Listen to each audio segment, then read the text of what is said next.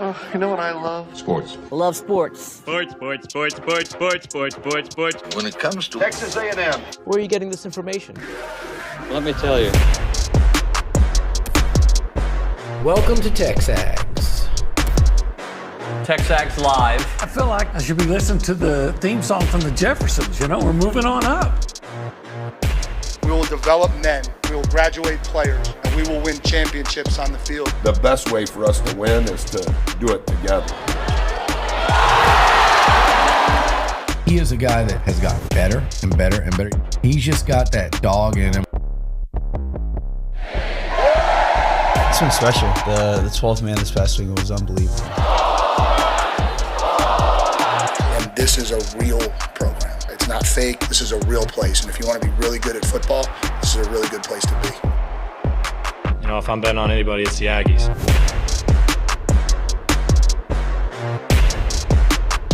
The biggest home win for A&M basketball ever, beating the number 1 seed, first time ever. They were 0-9 heading into that game.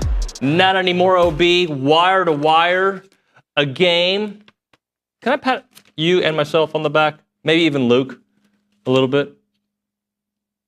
The recipe isn't hard, so we're not being brainiacs here, right? But we said yesterday and the day before, if A&M does what they do great, they will have a chance to win this game. They were great with the offensive rebounding. Exceptional. Their stars showed up and played, right? They were great on defense. Broom was a non-factor for the most part. Like, they did what we're accustomed to seeing them do. Not that we're always accustomed to seeing them being number 1 teams, but the brand of basketball we saw yesterday was the brand of basketball that we have fallen in love with the last couple of years, which is the most physical, most ferocious team to every loose ball, limit turnovers, actually hit your free throws. They played their best brand of basketball against the best team they played this year. Yeah, they had all the ingredients of their recipe. I don't have the stats with me, but if my memory serves, they took 15 more shots than Auburn. That's always a big deal. Get more shots than your opponent. I think they had 24 offensive rebounds. I think it was 24. Yeah, they got 24 offensive rebounds. Which was more than Auburn had defensive rebounds. So they got more shots. They were excellent on the glass. They got to the free throw line, 28 times, something like that? 18 of 25. 25 times, and they made them. And then they actually played good defense. I know Auburn hit 9 3-pointers. 9 3-pointers. Some of them were ridiculous, by the way. Yeah, they were contested. 9 3-pointers by Auburn is actually a pretty good. They averaged 9.4. Yeah. So that's made, not attempted, obviously. It's different when Mississippi State hits 9 on you than when Auburn does. So, you know what was huge? Auburn never had a run more than 6 points. Yep. So every time Auburn scored, A&M had an answer. Yeah. A&M scored 83 points. Let's talk about that recipe. They took 15 more shots than Auburn, okay? Yep. They got 24 offensive rebounds. They had 18 of 25. They turned those offensive rebounds into 29 to 11 second chance points. And 9 3-pointers? 9 3-pointers. A&M had 39 points in the paint. 29 second chance points off of 18 turnovers. I think it was the best Texas A&M performance. And look, they played great in that win over Alabama a couple years ago, beat Tennessee. I mean, Purdue this year. They've had great performances. But to me, that's easily their best performance of the year. When you factor in the caliber of opponent, to me, I think it's their most impressive performance by an A&M team since that 2018 NCAA tournament win over North Carolina. There was a stretch, I don't know, was it 5 minutes left, where Zurich, I believe, missed 3 of 4 free throws. By the way, Zurich was fabulous. Yeah, he was fantastic. And then they had a turnover, and I'm like, oh no, is this where it starts? Back to your initial point. Every time Auburn had something cooking, A&M countered. Anderson Garcia with the steal, pushback, Wade drops it back, and Pharrell Payne dunks it down. Like, they had counters that left an impact. It wasn't just a dunk. It was a high-flying dunk. Well, I know that Auburn got within 8, 73-65, and I think you're alluding to it. Zurich Phelps gets a steal on a pass that I think it was Payne was not letting Broom make a move. He was trying to, and so he's trying to pass it out. Payne gets it. They go on a break. He goes for a layup, but it gets blocked. But Henry Coleman follows up with a dunk. With a dunk, yeah. And that was with 4:21 and gave the 10-point lead again. And from there, Anderson Garcia hits 2 free throws. Every time Auburn scored, again, free throws by Anderson, and then there was a big dunk by Pharrell Payne, and then did a pull Wade up. got 2. Yeah, they always had an answer. Well, and OB, back to the recipe that we talked about on this show yesterday. We said quick lead, quick start, right? A good start. 12-2 to start. 12-2. All right, so they did everything. And again, this is who they are when they're at their best. That team last night. That team can win the national championship. Now, they're not always. And look, all right, okay. Look, there are those who'll say, well, Auburn had already won the conference. Look, they were out there playing. They shot 50%, I think. I mean, they were playing. They had one of their top players out. You know what? No one cared when Wade Taylor was out. They say, hey, you put a good team out there. And by the way, they're so deep. They are so good. But A&M was just better than them last night. A&M was more physical. They were better. Without that, Bruce Pearl said it. Even said we got manhandled. Yeah. Look, this is A&M at their best. Yes. Right? This is why when we talk about can this team be a 2 seed, can this team make a run to a Final Four, that team that we saw yesterday against the best team, according to Luke Evangelist, in the history of the game of basketball, which I disagree with, but that team that we saw from A&M yesterday did everything right that we're used to seeing. And let me tell you, I didn't care if they won by 1 or by 20 or what. They needed, and I don't care what breaks they got. They stopped the bleeding in a major way, and it feels like a huge sigh of relief. Did they get any real breaks that they didn't make for themselves? How many times? I'm saying with one of their best players not being out there. You know what's amazing? Yeah, but it's just one, and they were so loaded. It was amazing. First of all, Wade only had 2 assists, but they were spectacular. Yeah, they were great. One was to Anderson Garcia on a nice, perfectly executed pass for a layup, and then the one where he dropped it back off. Oh, that was so beautiful.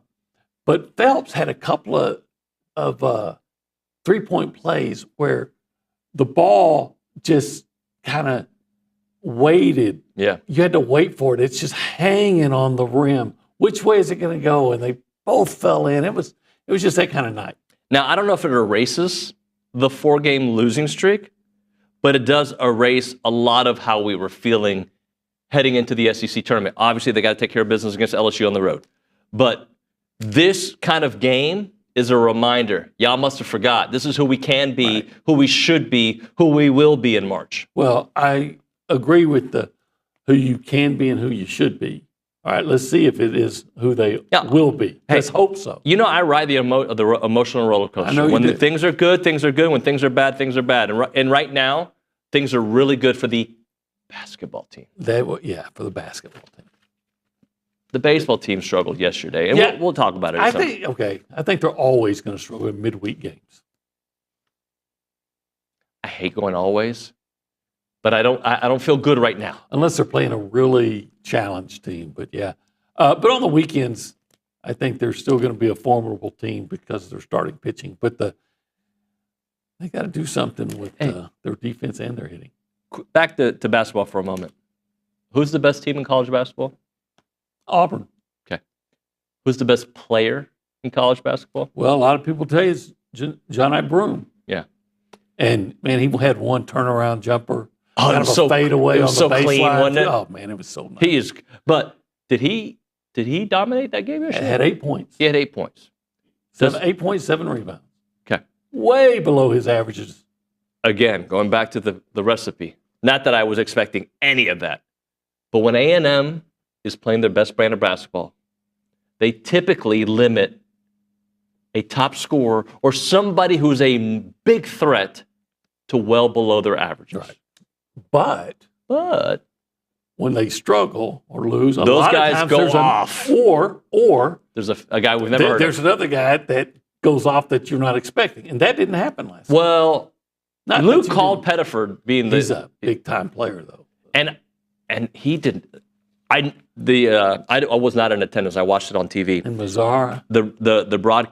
I think Tom Hart was talking Hart. about how he wasn't, even though he was hitting big shots when he wasn't, they were bad. They were bad shots, right? But it felt like every time he shot, like, oh no, this guy's at half court. He's taking these shots, and he would make them. He'd make them when A&M was about to go on a run to go from 10 to maybe 14 or whatever it may be. Yeah, but that's what happens when you're playing a great opponent. And again, Auburn did not play poorly. Yep. Now they got out rebounded by Creighton, but they shot, if I'm not mistaken, again, I don't have the stats with me, but I think they shot 50%. They played good basketball. A&M just played great basketball. A&M played great basketball. And look, you score 83 points on Auburn, buddy, high five to the offense. And hold Auburn's, 872? And I think Auburn averages about 84.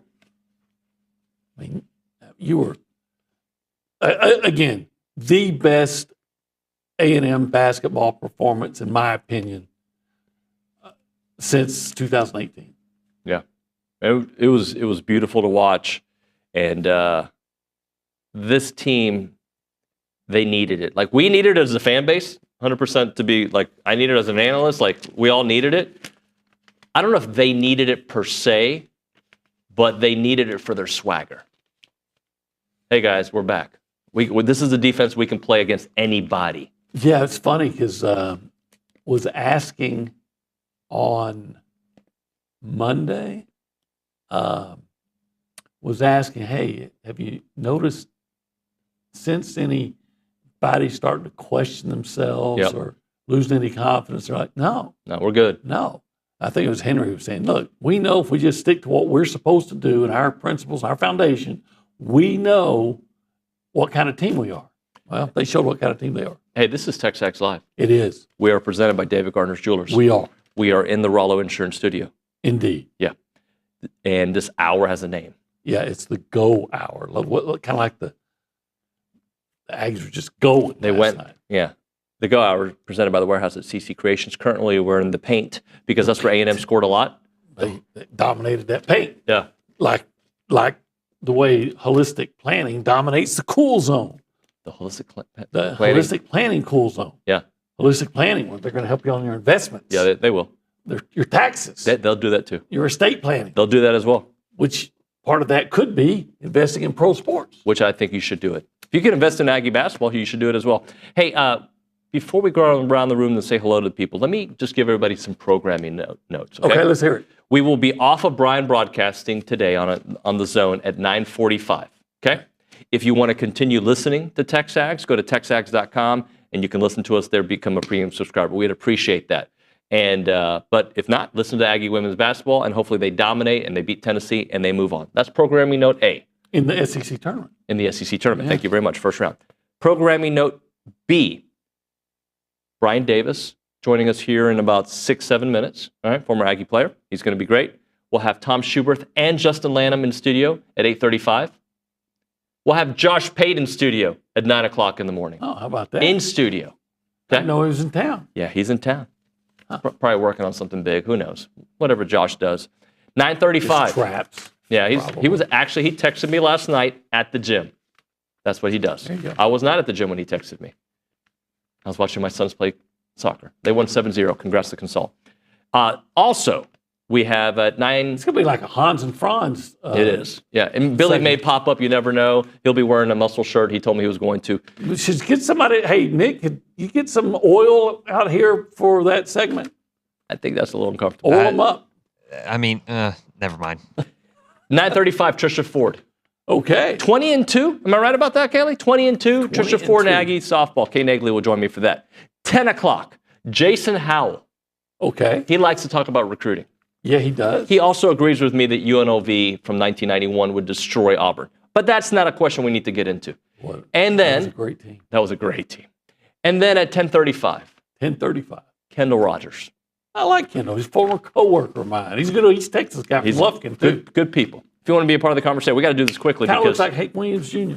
A little bit, yeah. If you want to be a part of the conversation, call us up at on the Bumpy's Catering Hotline, 979-693-1150. You can text that number as well. Behind the glass is Nick Savage. Nick, hi. I won't take up too much time, but just what a great win.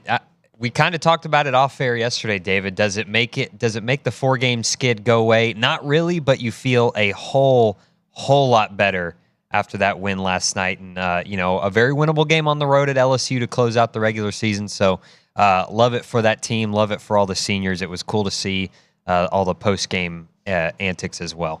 Nick, what I hope it means is that it's in the rearview mirror and A&M's best basketball is still ahead. That's what I hope it is.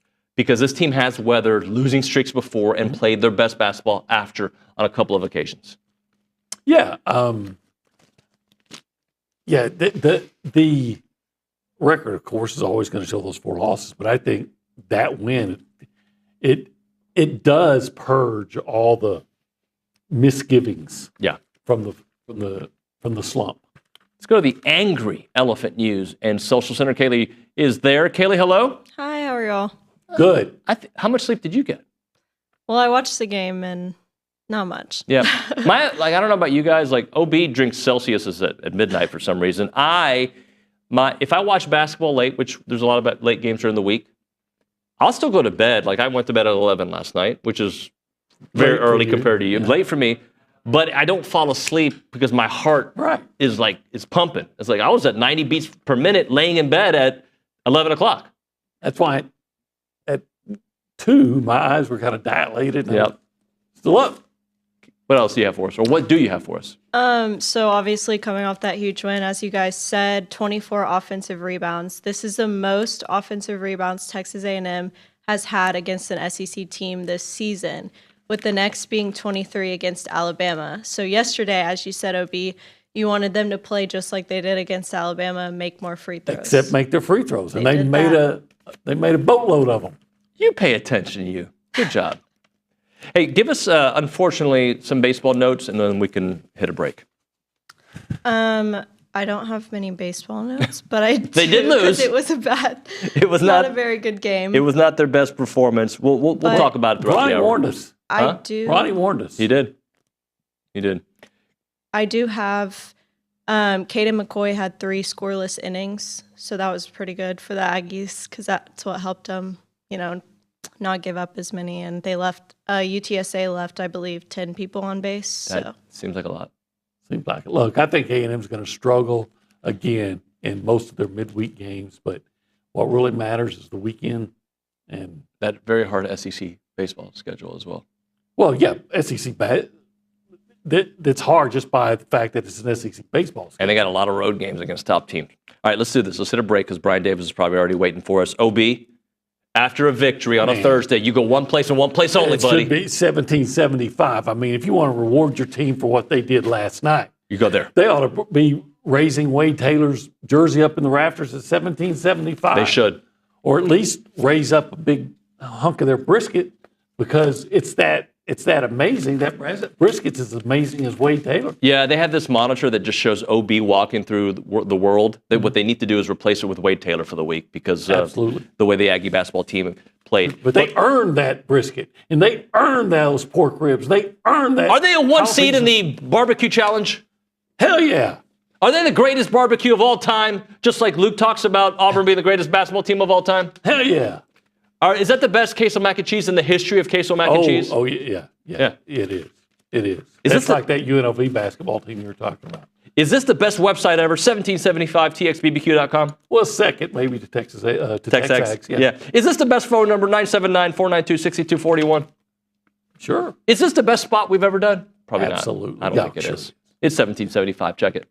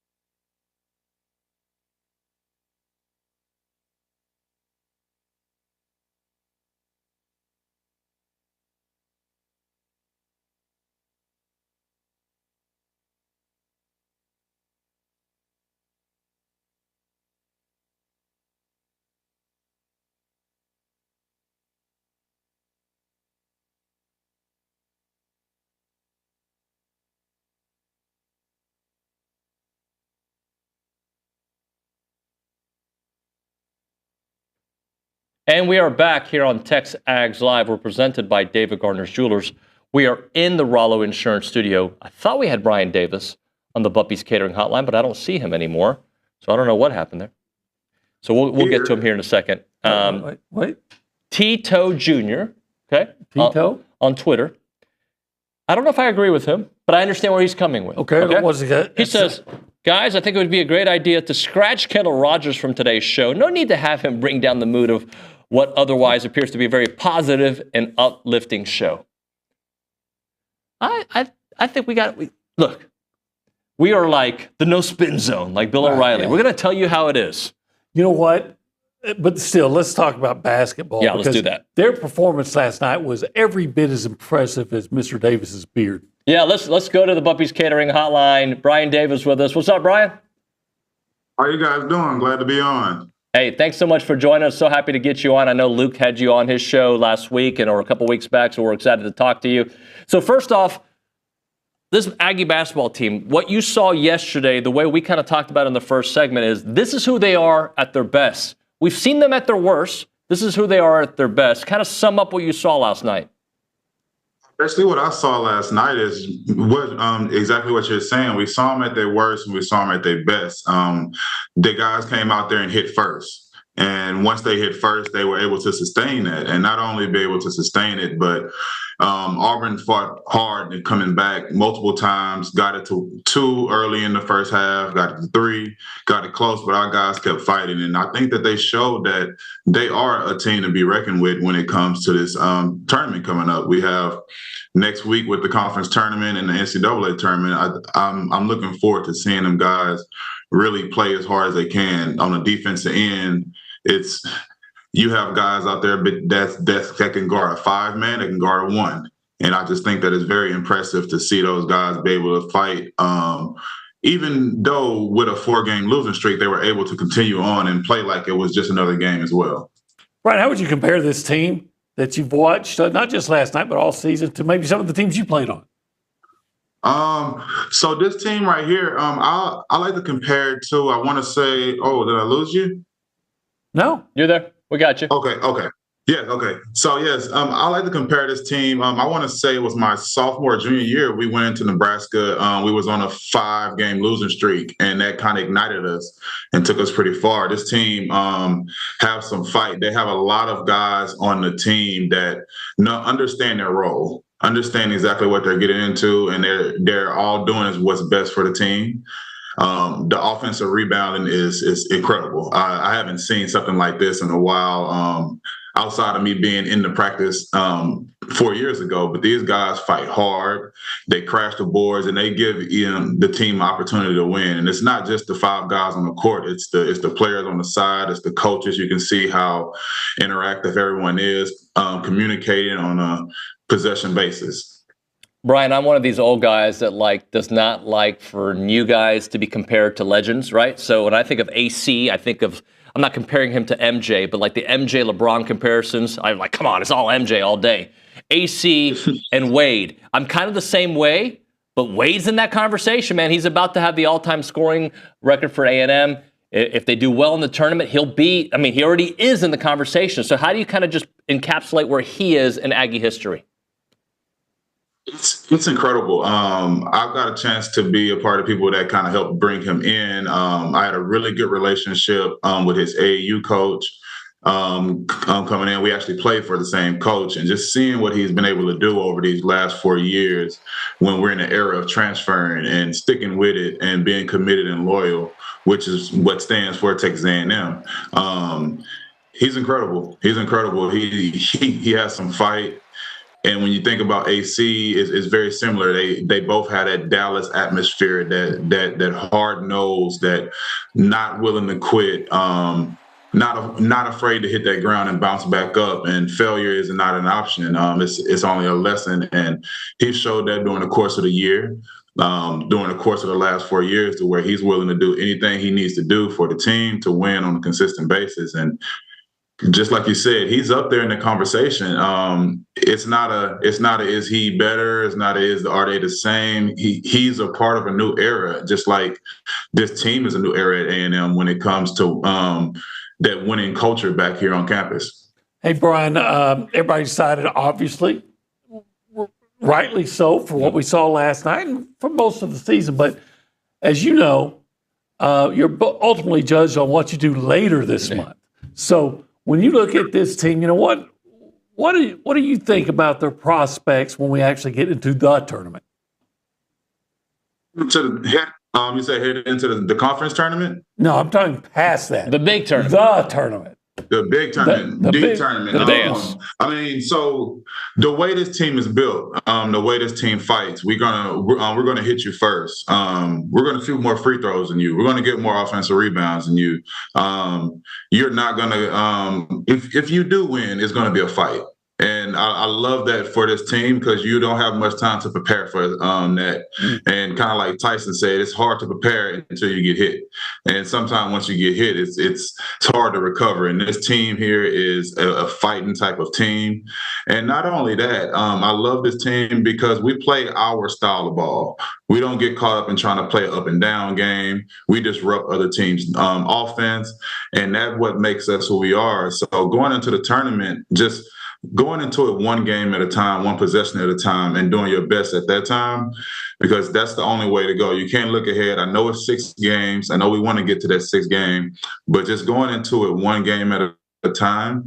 And like I said, the fight that we have, the willingness to play our game and no one else's game, I think is going to take us far. Hey, Brian, kind of catch us up for our audience that doesn't know what you've been doing. Obviously, you played at A&M until 2010, or 2 coaches. You played internationally. You came back and worked at A&M on the staff until, I think, 2020. Just kind of catch us up, what you've been doing since your playing days. And I know that's a lot of information here in a minute or so, but just kind of catch us up. So I'm actually a father of 2 now. I have a little girl and a little boy. Recently got married last July. I work with 3 different churches here in the Houston area where I do some development, coaching clinics, training, and everything like that. And I run a AAU program as well. All right, man. Staying busy. You got to come up to the studio and come hang out with us sometime. I'm actually, as soon as I hit in, I'm driving to College Station, actually. Oh, you did tell me that. That's right. You are coming by. Well, we'd love to see you here soon, man. Thanks for making some time for us, and we'll talk to you here down the road. All right. Thank you. Thank you, Brian. Bryan Davis on the Buffy's Catering Hotline. Fun conversation with him. Great thing to point out is, hey, once you get into the tournament, I know we're looking ahead because they still got to play LSU and they still got to play the SEC tournament, but imagine, with some of the things that A&M does differently, like if you find out, what if you have to play them on a Thursday and you just find out you're playing them to win on Sunday? Right. You don't have much time to prepare for the things that A&M do differently. And so that's another thing that, could really benefit the Aggies moving forward. Hopefully they won't play anybody that's familiar with them. Yeah. And look, the way they play, especially if it's on the second game of the weekend when your body's a little tired, with the way that team comes after you, it could have an effect. Let's hit a break. We'll talk to 2 coaches, Tom Schuberth and Justin Lanham. All right. We're going to talk to both of them. They're both going to be in studio. All right. I'll move further to the left. In fact, you can just go out there if you. I'm just kidding. I'm kidding. I love you, OB. Usually I move forward to the right, but today I'll move forward to the left. Somebody like that, and then the Department of TexAgs Efficiency here. All right, Bird Dog. Love Bird Dog. Love Jonathan Lusk. Love hunting. There's a lot of love in the air. I loved 1775 when A&M basketball wins, or any of my A&M teams win. I'm in a great mood. And I highly recommend, if you're into hunting or have considered hunting, you reach out to Bird Dog because they can set up all the logistics for you. They're an Airbnb for hunting experiences. They'll get the 5-star ranch for you. They can do some great add-ons, helicopter rides. They can do some concerts. It'll be just fantastic. Personal chef. You name it, they do that. If you're into the hunting world, if you have a ranch, you want to make money, get some hunters on your ranch, they'll take care of you. If you want to optimize those tax benefits, they'll find them for you. You don't even have to run hunts on your land to get this opportunity. All you need to do is farm or run cattle on your land. They're going to take amazing care of you. They'll make their clients, many of their clients are making an extra $100 to $500 per acre of land. They can be your personal consultant and help you maximize that income on your land. You can learn more at birddogit.com. birddogit.com. Check it out.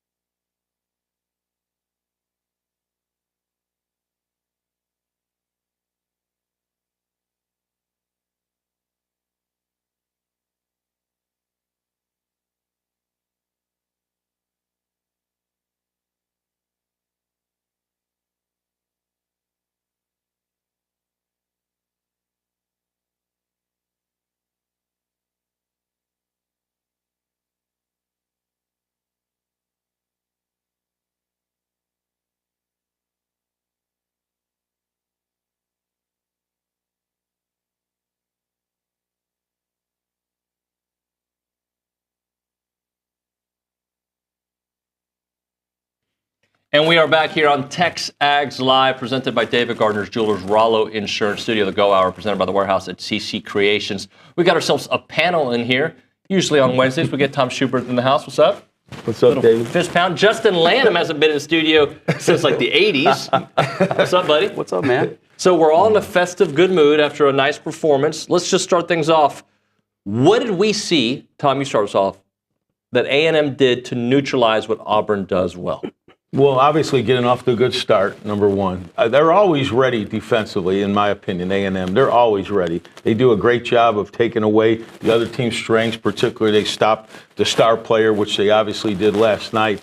But I think the fact they made some shots early, but then that rebounding edge came to light the whole game. Auburn, I'm not saying it was their best performance because it wasn't. I think they came in, already winning the SEC championship. And proudly, I've been in that position a lot of times where you won a conference championship, regular season, and you go to play the next ball game. It's hard to get your guys up. It really is, because it's almost meaningless. And not that they're the number one team, but A&M was ready to play. And then you have 8 seniors on senior night. One of those seniors is going to step up and play great. And ironically, they all played great. So they all played great, yeah. It was a perfect performance. I mean, I've never been or seen a team that had 8 seniors on senior day. So it was a great game for the Aggies to get back on track, and we're right where we need to be. And they started all seniors, all 5. Yep. Justin, what was your big takeaway? Yeah, I thought, obviously, like Tom said, they got off to a fast start, but I think the key to that, too, was they got a lot of guys involved early. So it wasn't just one person. I thought they got a lot of guys, even Hayden Hefner, getting involved super early, I thought was key. And then number 2, just the offensive boards. What they were doing on the glass was so impressive. How they were able to just really inflict their will on the offensive glass, I thought was the key. So really, really impressive, especially on senior night. You never know how that's going to go. You never know if it's going to be too emotional of a night, or you the opposite of that is you play as hard as they did last night. Yep. It's my opinion is that Auburn actually played well. Yeah. A&M was just played great. So am I wrong on that? Did you evaluate Auburn's performance? Well, I think if you look at their field goal percentage and everything, you would say that they played pretty well. But the key is that A&M had 15 more shots than they did. So I think that's the key there. I mean, I'll take 40. I think it was like 41% is what Auburn shot from behind the arc. Like as an A&M fan, you'll take that any day. But I think the key was just the extra opportunities that A&M kept giving themselves. I want you to follow that up. I don't know if I felt like Auburn played well. I thought I'm going to give the credit all to A&M. They took them out of their game. But I just didn't see the team that Auburn's been doing all year. They don't really panic, even when they've fallen behind. I did watch them in the Maui Classic when they fell behind at Iowa State and they came back and won. But they just didn't seem like they had that extra that they normally have, like even at Kentucky the game before where they just kept coming. Broome didn't even have a field goal in the first half and they were up 16 points. They're that potent that they can beat you that way. But again, I don't want to discredit what A&M did. I love A&M's preparation. Even when they lose, they're always prepared. I just think they caught Auburn at the right time. And I think the whole key is we match up really well against Auburn. There's certain teams that we don't, and one of them I think is Florida and Alabama. Mm-hmm. I'm scared of them every time, even Kentucky. But I would never fear playing Auburn again. I think Buzz Williams is 6-2 against Auburn, and has beat big time Auburn teams before. Saw him in the SEC tournament at Tampa. So there's just something about what A&M does in their style of play that gives Auburn trouble. Justin, let's talk Wade for a moment, because yesterday on the show, and we've said this many times, like for A&M to beat a team like Auburn, their stars had to show up. They had several guys show up yesterday, but Wade and Zurich, I think, like I can keep going. I can say 80. A lot of guys had performances, but those two in particular, our stars beat their stars. Yeah, I think everybody played to their strengths last night, too. Like, I don't think you saw, like, a bunch of guys taking a ton of bad shots. Like, I felt like the shot selection last night was pretty good. I thought Wade was pretty calm, even killed throughout the game, and he hit big shots when he needed to, especially kind of late in the game. He hit a big 3 to take a little bit bigger lead. So I think those guys really stepped up. And I know the night, you're going to think of Wade Taylor because of what happened at the end of the game and everything. But I thought Zurich Phelps had a really spectacular game. Yeah, he was extremely excellent. I thought he was able to get to the basket. I mean, I think that was another key is that they put pressure on the rim, and so it freed up some outside shots a little bit because they were putting pressure on the rim. Make those layups, because that's been a problem sometimes, the finishing. And they were getting to the, like you said, getting to the glass, getting to the rim, and finish them. A couple of those by Zurich Phelps just kind of hanged on the rim, and you didn't know which way they were going to go, and then they fell in. You got 3-point plays off of them, but because they were able to actually finish them this time. Yep. Tom, this team is only as good as their last game, right? But what does yesterday's win do in the big picture, considering they're coming off a 4-game losing streak? Everybody was kind of getting off the ship. And obviously, if they don't follow it up with a good performance against LSU, it's not all forgotten, but it doesn't feel as good. But what can that mean entering the SEC tournament, entering March Madness? Well, I go back to confidence and swagger, and I always felt like A&M had that the last 2 or 3 years under Buzz. And during that 4-game losing streak, and even before it escalated to 4 games, I felt like it was slipping away a little bit. Their identity, they are what they are. They're not a great shooting team, or you wouldn't say a really efficient offensive team as far as production. They're efficient in getting the job done, but it's not a pretty way. I think when those guys accept their role and they believe in their system, and then again, making some shots helped. But I still think A&M is so good, even when they don't make shots, when they can dominate the boards like they did. That was like, to me, it was almost embarrassing how Auburn got beat on the boards. I mean, it was just amazing. And it was determination. And again, Justin said, guys accepting the role. When you play your role, and that's what you are, a role player, and typically every guy is, including Janani Broome, you're going to be a tough team to beat with 8 seniors, great game plan, and experience. And so I think A&M's a tough out, but it goes back even in the SEC tournament, the NCAA. It's all about matchups. Sure. If we play a team that we don't match up well against, we can get beat in the first round. If we get the right teams, we can go to the Final Four. But that's a big if, I know. And but it's going to be interesting to see. I'm worried about Saturday, and not so much what A&M's going to do, but now you got LSU that has nothing to lose. It's their senior day. Not that they have that many seniors, but that's a tough game for A&M. Now they've got to come down, and they've got to be ready to play. On the road in the SEC. It's never easy. It's not supposed to be easy, but if you're a good basketball team like A&M is, and this is again, you don't take anything, but LSU's a struggling team. And if you go take care of your business and play your game, you're going to win that. But you can't take anything for granted, as Auburn learned. Yep, let's do this. Let's hit a break. When we come back, I do want to talk about how A&M countered. Every time Auburn looked like they had something cooking, A&M countered. We'll talk about that on the other side. Right now, Caldwell Country Chevrolet. You can find them on Highway 21 in Caldwell and online at caldwellcountrychevrolet.com. When you're searching for a new vehicle, it can be a stressful situation. Just know this. When you go to Caldwell Country Chevrolet, you're going to get a great deal, great pricing, great trade-in value, and the best customer service out there with an outstanding selection of new and pre-owned vehicles. I'm telling you, Adam Dunker and his staff do an amazing job making sure that you find the right vehicle for you. And that customer service starts before, middle, and afterwards. You get free oil changes for life and complimentary pickup for those service needs that you may have there at Caldwell Country Chevrolet. It's not a far drive. We're talking 15 minutes, the edge of Bryan to the beginnings of Caldwell. A short conversation away, but you'll see the difference when you step on the lot and do business with the great people at Caldwell Country Chevrolet. Highway 21 in Caldwell, online, caldwellcountrychevrolet.com.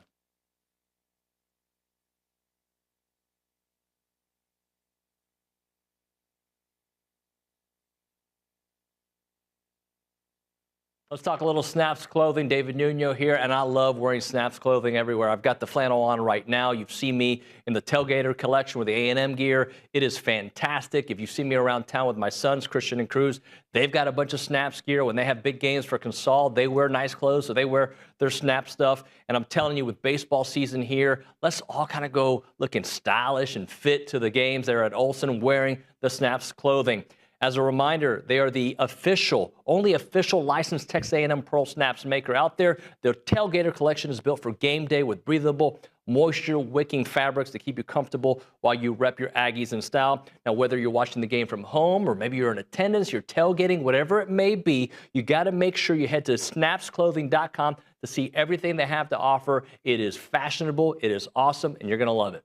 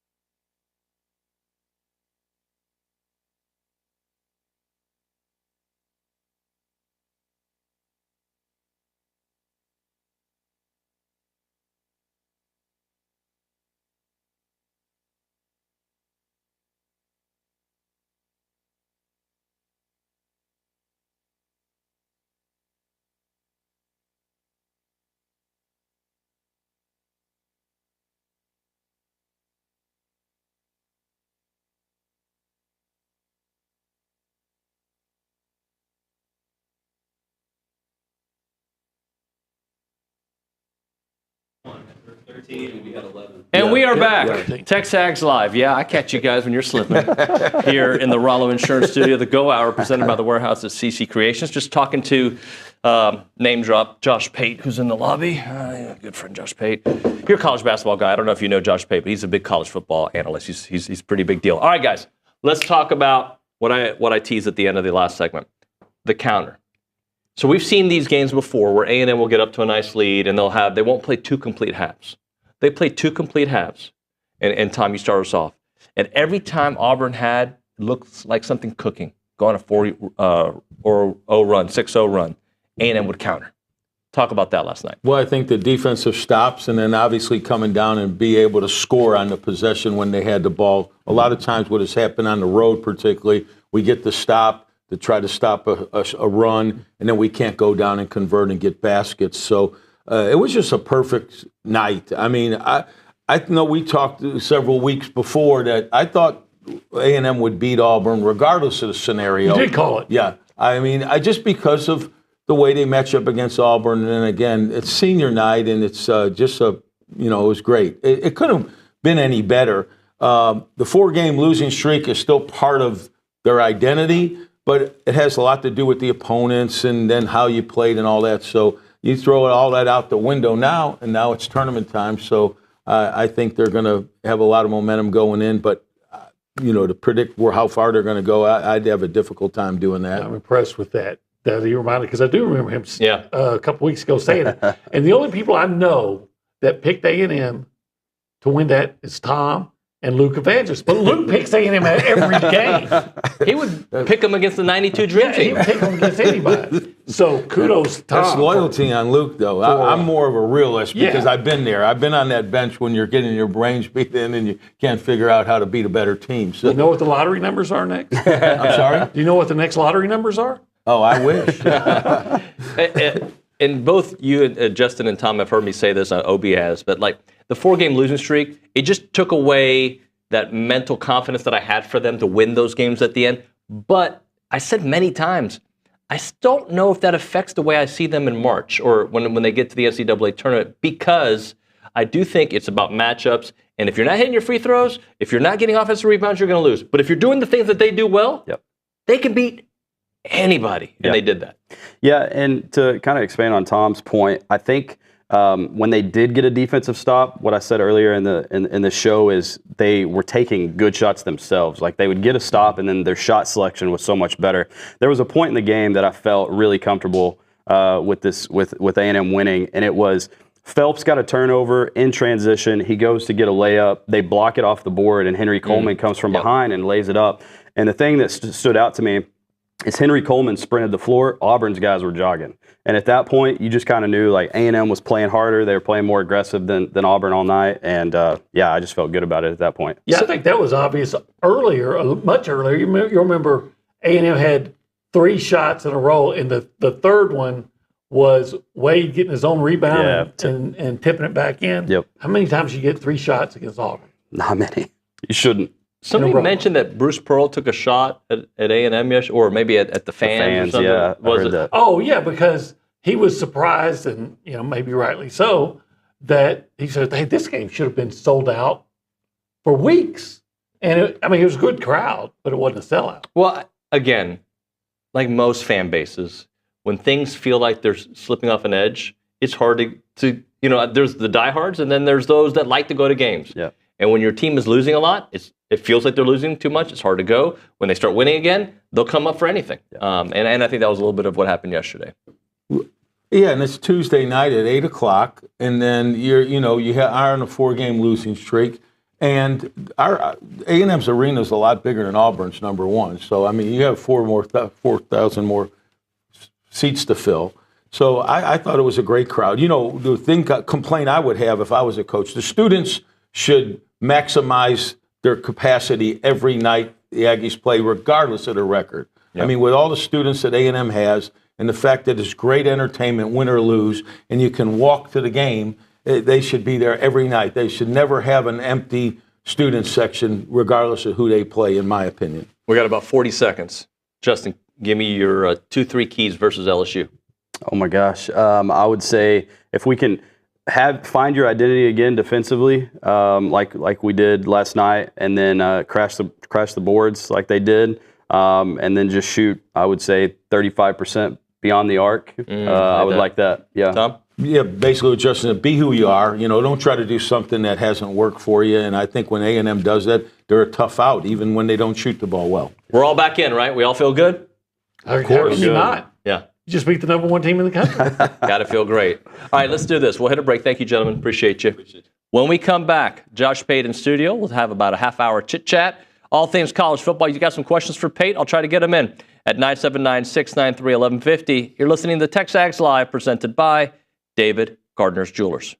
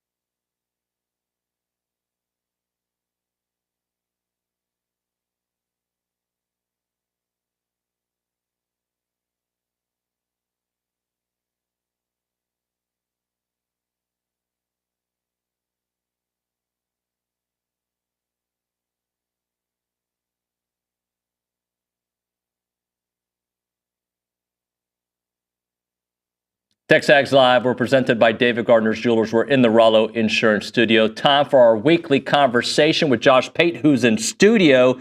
Thanks to our friends at Academy Sports and Outdoors that carry a wide selection of the best brands, including Easton, Rawlings, and Wilson. And at Academy, you can shop for the latest bats, gloves, cleats, clothing, protective gear, training equipment, and much, much more. What's up, man? How about this?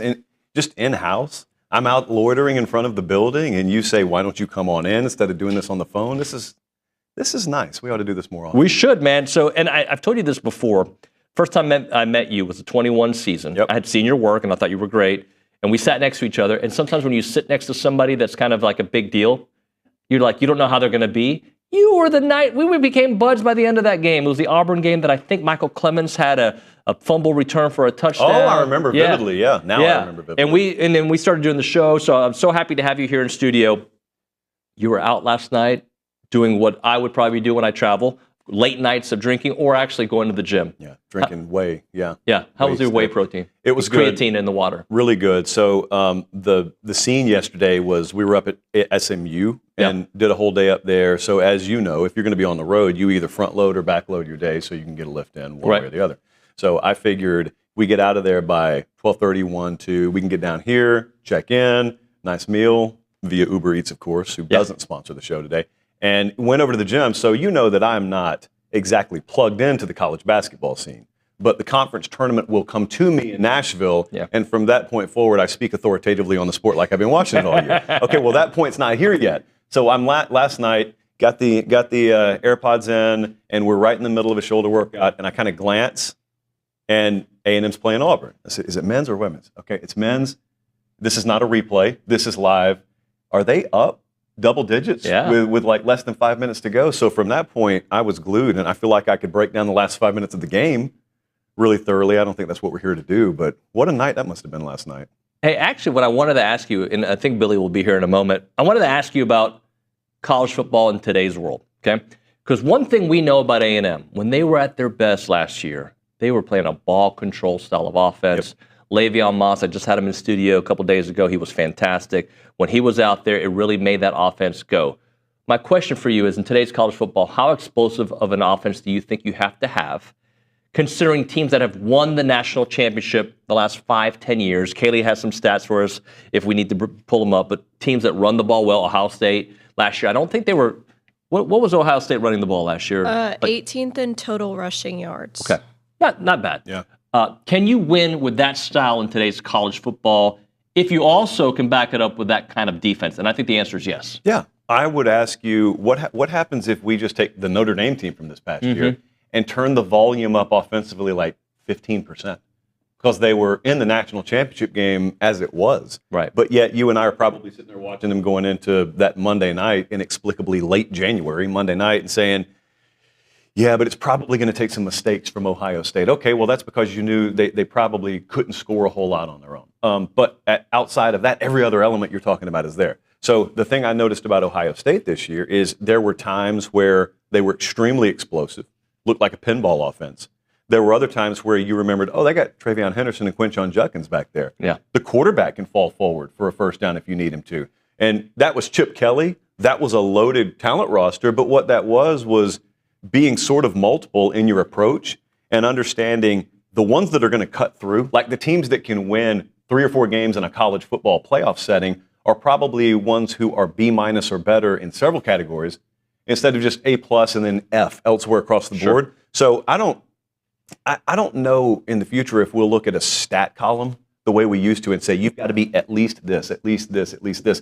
I think more stylistically, you got to be able to do several things at least decently because you're not coming up on 1 or 2 teams. You're coming up on 3 or 4 teams by a process of elimination. They're all going to be some of the best in the country, and you're facing some of the best defensive coordinators in the country. So you get decent talent. You could be multiple. That's, to me, what I'm looking for. Well, and I also think there are seasons, right, inside of college football. And when I say seasons, like the ball control era, the air attack era, like I think it's not a thing until it becomes a thing. Yeah. And I think the 2020 team that A&M had that I think should have been in the playoffs, who knows what they could have done with that style of football in that 14 playoff. Yeah, and you made a good point there. So we're all trained to look at any aspect of society in the past as era. Right. And yet you never know, like, what did people call the era while they were in what we've come to define as the era? You could be talking about fashion just as easily as you could be talking about college football, music, etc. The skill, I think Elko's really good at this. The skill is in understanding what's sort of around the corner. I would go as far as to say A&M athletics, given the big deal they just signed this past week. It's all the same. It's all the same philosophy that has to permeate your building of like seeing around the corner, having that 10th floor perspective where you can see not just down the street, but you can see several blocks down.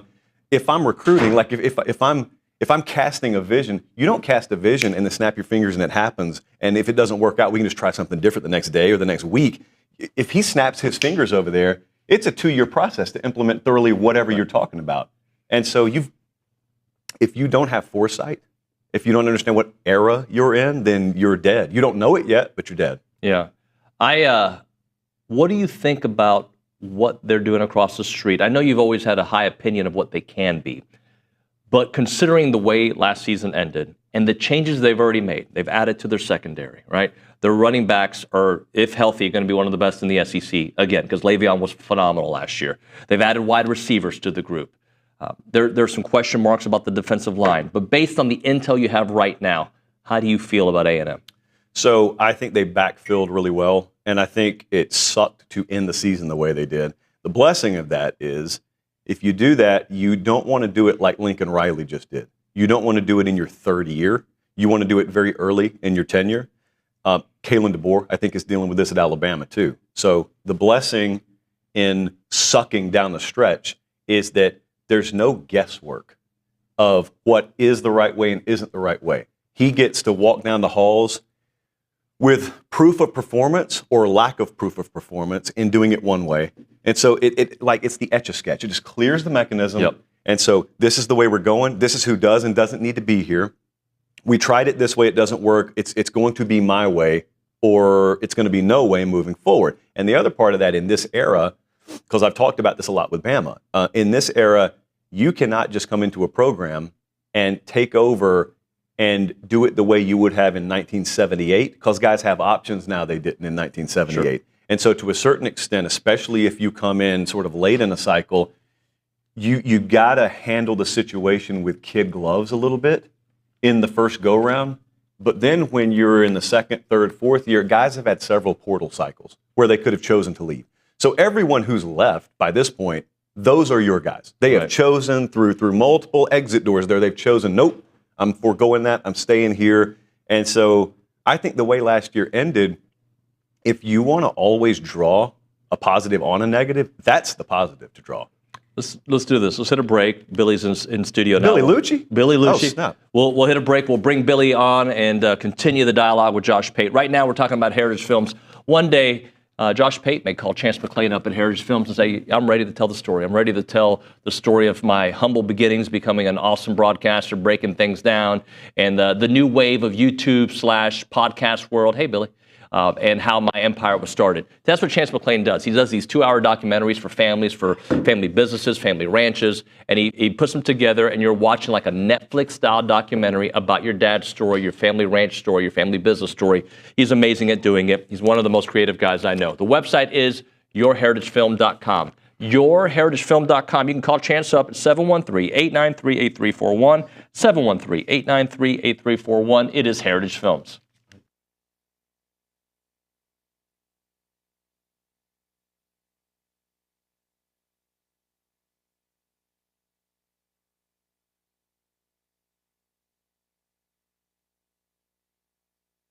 What's up, TexAgs? This commercial break is brought to you by my good friends over at Aggieland Chevrolet, the official automotive sponsor of TexAgs.com and me, Billy Liucci. Greg Gunn is the proud owner of Aggieland Chevrolet and invites you to visit the dealership to experience true Aggie hospitality. From their friendly staff to the experienced service team, Aggieland Chevrolet is TexAgs approved. Check out the dealership off of Highway 6 in Bryan or go to AggielandChevrolet.com and tell them Billy Liucci sent you by.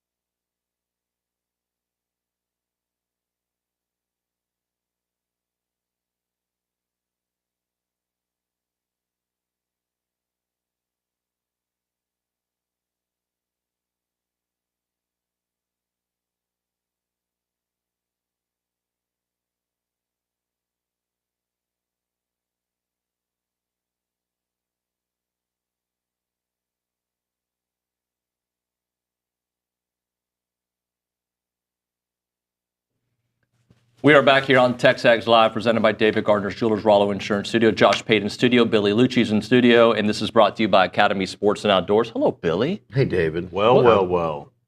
How'd your night go? It was great, that game, and then I mean, what happens after these games is we went, I think I had a half, like the neck of a beer, maybe. Went home, and then you go, okay, it's later than you think with these college basketball games these days, because now they're going like, some of them go 2 hours 45, then we waited for all the post-game festivities. So still get home after midnight, and then I get locked into watching SEC Now. You know, after a big win like that, you watch SEC Now.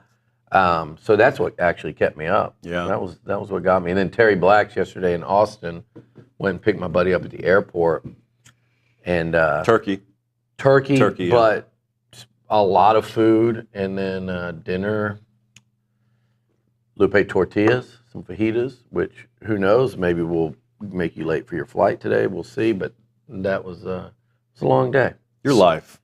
Your Lucci's life. I mean, really, all I just said was I ate 2 meals. I mean, I've heard one in a different city. I've watched the behind the music, like Guns N' Roses in the '80s, Sunset Strip, but just a different level. Liucci on a basketball Tuesday, next level, next level. It could have been. And Trish Pate owns about 50 of these, by the way. This particular cup. Oh yeah. Yeah. So my boy, I'm going to be real quick because I know everyone wants to hear Pate. My boy from Vegas, he had never been to a Buc-ee's, so we stopped at the one in Bastrop. This dude bought like 6 coffee mugs. Just like coffee mugs, like the big size Bucky head, some silhouetted one, something. He went back. You know, you live in Las Vegas, the souvenir capital of the world, and he's Buc-ee's. Couldn't believe it. Maybe hit a quick trip on the way out. Oh, that's right. I can't say that without you saying quick trip. It's all right. They're not a sponsor of ours. No, absolutely Neither not. one of them are. Absolutely not. All right, David. I last segment I talked to him. I wouldn't mind you jumping in about winning college football today's era, which we were trying to define what the era is. Can you be ball controlled in today's era? Do you have to have explosive offense? I think A&M is going to have a explosive offense next year that can also be a hybrid ball control. We're just kind of talking about that. I think you need to be that. I think you need to be what he said, because I still think what teams, and I'm sure in your infinite wisdom and recall, which is the most, this is where I'm not going to be as strong, the recall of who has won a national title without being able to line up and control the line of scrimmage, and without being able to line up and stop the run to some extent. What were you talking about offensively, though? So let's keep it there. Ohio State sure as heck could run it. Texas, for all their bells and whistles and all the Matthew Golden with the 4.29 and all the receivers, the way they run, and Quinn Ewers and Gunnar Helm, what'd they do when they came in here to Kyle Field? They ran for 300 yards. There were other games where they had to run the football in order to win. So I really don't think you can win a title without being able to do both. Yeah, here's what tricks you. So if you watch the NFL, what works, works, and what doesn't work, doesn't work. You're playing a pro team every week. In college, you can get fooled because if you're at a top 15 program, therefore you're recruiting at a top 15 level, you will outclass, 80% of the teams you play. Yeah. Which means unless you turn the ball over a whole lot, you can afford to play almost any style you want, and to varying degrees, you're going to win. But that's not what determines college football. What determines college football, you mentioned Texas there.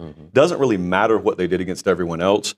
They ran into brick walls twice against Georgia, and they were like 2 yards per carry, and that's ultimately what you end up spending the entire winter talking about, is that stat.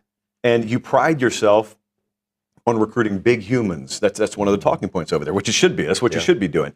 But yet, and they had some injuries in fall camp at running back, and that ended up biting them later in the year. So some of that's out of your control. But to your point, people think about Steve Sarkisian, and whether they're right or not, they think about explosivity, pushing the ball down the field, and yet all he's over there talking about is, but when it comes time, we got to be able to convert tough yards on the ground. So not every coach mentions that first out of their mouth, but the ones who are going to be there at the end, all of them are talking about that. And what killed A&M last year, when they lost like Le'Veon, short yardage. There's that, infamous 1 yard here across the street that they couldn't get twice against Texas. Then a couple weeks later, what happened? Texas had it. They rolled down the field at second and goal from the 1, couldn't get it in. So, I mean, those things will haunt you. But also you do have to have explosive playmakers on the perimeter and a quarterback that can do it, because then I would say, look at Riley Leonard and Notre Dame. Yeah, well, also, so Ohio State's a perfect example. So Jeremiah Smith goes off 1 week, and I can't remember the back-to-back opponents that it was against, but it was Oregon, then Texas, yeah, it was then the Notre playoff. Dame. Yeah, so he goes off against Oregon. Well, if memory serves me, I think he had 1 catch for 3 yards against Texas. Yeah. But they won both games. They just won them different ways, which is what we're talking about here and what we were talking about before you got in. It's like the profile of the team or teams that are going to be Final Four, Final Two, national champ are going to be ones where if you go back over the course of a season, they didn't win one way. They won like 4 or 5 ways. Yeah. And along with that, you have to win games with defense. Sure. You have to. Ohio State had to do that against Nebraska. They, Texas did that here at Kyle Field. Notre Dame did it a lot. Like there are going to be games where your offense isn't going to be enough to win you a football game. Yeah. So I don't want this to turn into a debate. I don't even know if it will be a debate, but you mentioned Brian Kelly, top 10 coach. And resume. And I don't disagree. Is he coaching at a top 10 level right now? That can be debated. And certainly if you're forward facing, he wouldn't be one of my first 10 hires if I'm hiring at Pate State today. So if we're asking it that way, that's a no. If you're asking about current output, off the top of my head, I think it would be fringe at best. Yeah. Probably 10 to 15 range, maybe 8 to 15 range, being fair. What they screwed up around there is the defensive side of hiring at the outset. Same thing Lincoln's dealing with right now. Now, to the fairness of both guys, I think they made the right moves, or I think organizationally, whoever pulled the lever, they made the right moves. The problem is, are you afforded the patience at LSU or USC to start making what should have been day one moves 3 years in? And you got to ask each fan individually that, because if the answer is yes, okay, that means they're willing to give you some grace for 2 years. I don't know if year 3, year 4, year 5 grace is something they're interested in Baton Rouge, because for better or for worse, if I pay you that much money, I'm not paying to experiment. I'm paying for a sure thing, or as sure a thing as we can get in college football. But the thing that you're referencing is last week, I said something I didn't think was debatable. Like, Saban's not around anymore. Right. Yeah. Mac Brown was another former national championship winner. He's gone. We only have 3 active head coaches who have won championships. We've only got 8 active head coaches who have won a playoff game. Wow, when you said that, that surprised me. Like, so I said, well, Kelly's got a top 10 resume, and everyone pushed back because he hasn't won the big one, which, okay, he hasn't won a title. He hasn't won a playoff game. If that's your barometer, then find me 10 others who fit that criteria. Yeah. And if I ask that on air, I already know the answer. It's going to be a trick question. And so then you get the whole ad hominem attack, and I just don't like him. Well, a lot of guys I don't like that I'd rank top 10. That's a totally different thing. Yeah, I'm a big ad hominem attack guy myself. But I agree with you. I mean, it's a top 10 resume. I think the difference in Kelly and Lincoln, I guess, is it how good Kelly's first year, or how surprising it was. Maybe bought him some good. There's not a lot of goodwill to go around in Baton Rouge and LSU football, right? There's more king cake than there is goodwill. But maybe he bought a little, but I'm with you. Like, to me, Brian Kelly he's not on any kind of hot seat this year, but he is on the pre-hot seat, in my opinion, because of what they did in the portal, and I think they did good work, but they have ratcheted up expectations again in Baton Rouge, and they think they've got the defense fixed. If they go out and go 8-4, which can happen like that in this conference, right? Like, look at Ole Miss last year. Yeah. If they go out and go 8-4, or if they even a 9-3, they're 9-3 playoff contender. 9-3 with 3 blowouts is a lot different than one possession loss. Yeah, and so, but I mean, if they go out and don't achieve this year, then I think a year from now he would absolutely be on the hot seat, and they would be fed up. So the one thing that I think factors in here is if you come into a place like LSU, it's no different than this place. If you come in and you fully immerse yourself in the culture, you embrace it, you build so much equity immediately. He did not do that. He wiped the building clean of Louisiana flavor. And so as long as you win immediately, that won't matter. Yeah. You cannot come in, wipe a place like LSU clean of Louisiana people inside the building and not get the job done. Because that's when people go back to the bank of, all right, well, how much do I like this guy? Like how much room, how much leeway has he bought in my heart if I live in Thibodaux, Louisiana? Not a whole lot. So you said he's not in the hot seat. I agree. LSU's the kind of place where if you don't have the equity built up, it can go from not being hot seat to off the rails in the middle of a season, because we've seen it happen. Yeah. So one thing I've seen about them the last few years is they lose that opening game. Again this year, they have a tough non-conference game at Clemson. By the way, where's Dabo in this conversation? Dabo's solidly top 10. Dabo's legacy's already been made, though. There's no, if Dabo won a title this year, it would be a crazy story, but it would be another title for him. Sure. If Kelly won it, it would be transformative, because I'm not arguing. Like, I don't get pushback on Dabo for the ring culture. Resume is Dabo 2? Yeah, I would say so. You know, Dabo his resume is so good that I think if we were to be asked, describe Clemson or Dabo in 1, 2, or 3 words, we would do some form of they're regressing a little bit, but they're still the best in their conference. They're still recruiting at a top 15 average level. Would we say Kirby's ahead of Dabo? I would. I would, too. Yeah, I would. But, I mean... to me, Dabo did it with 2 different quarterbacks, 2 different, similar teams. Kirby did it with Stetson Bennett, right? I don't know. I look at what Dabo did over a longer period of time, and I might favor Dabo, but I do think the last few years weigh heavy on me, too. I would also think that you want to pro Dabo, I would say where he brought Clemson from. Sure. Mark Richt had them 10-2, it felt like every year, 9-3, 10-2. But I would say Kirby came up through the SEC to do it, and then through peak SEC. That's why I would go slight Kirby. Here's something I want to ask you A&M wise. You're going to talk to Mike Elko, or is it, right? Yeah, later today, actually. I just said that. Yeah, I don't know. Sometimes we keep secrets around here. But what's 1 or 2 topics you're really most interested in tackling with him? Because I talked to him the other day, and I want to see Well, I remember something I hadn't thought of. When we were here for the Missouri game this year, I got in early on a Friday and went and just sat in his office and talked to him for a little while. And I always love asking this of newer head coaches: how much of your thing, your program, your blueprint can you implement in 1 year? And the answer is never 100%. Yeah. Nobody ever tells me 100%, and he didn't either. He said, you've got the critical factors that you want to hang on the wall, but it's a multi-year process. Yeah. And the thing that we just talked about with David there, you get paid more money, so people think, oh, that speeds up what reality is, and it doesn't.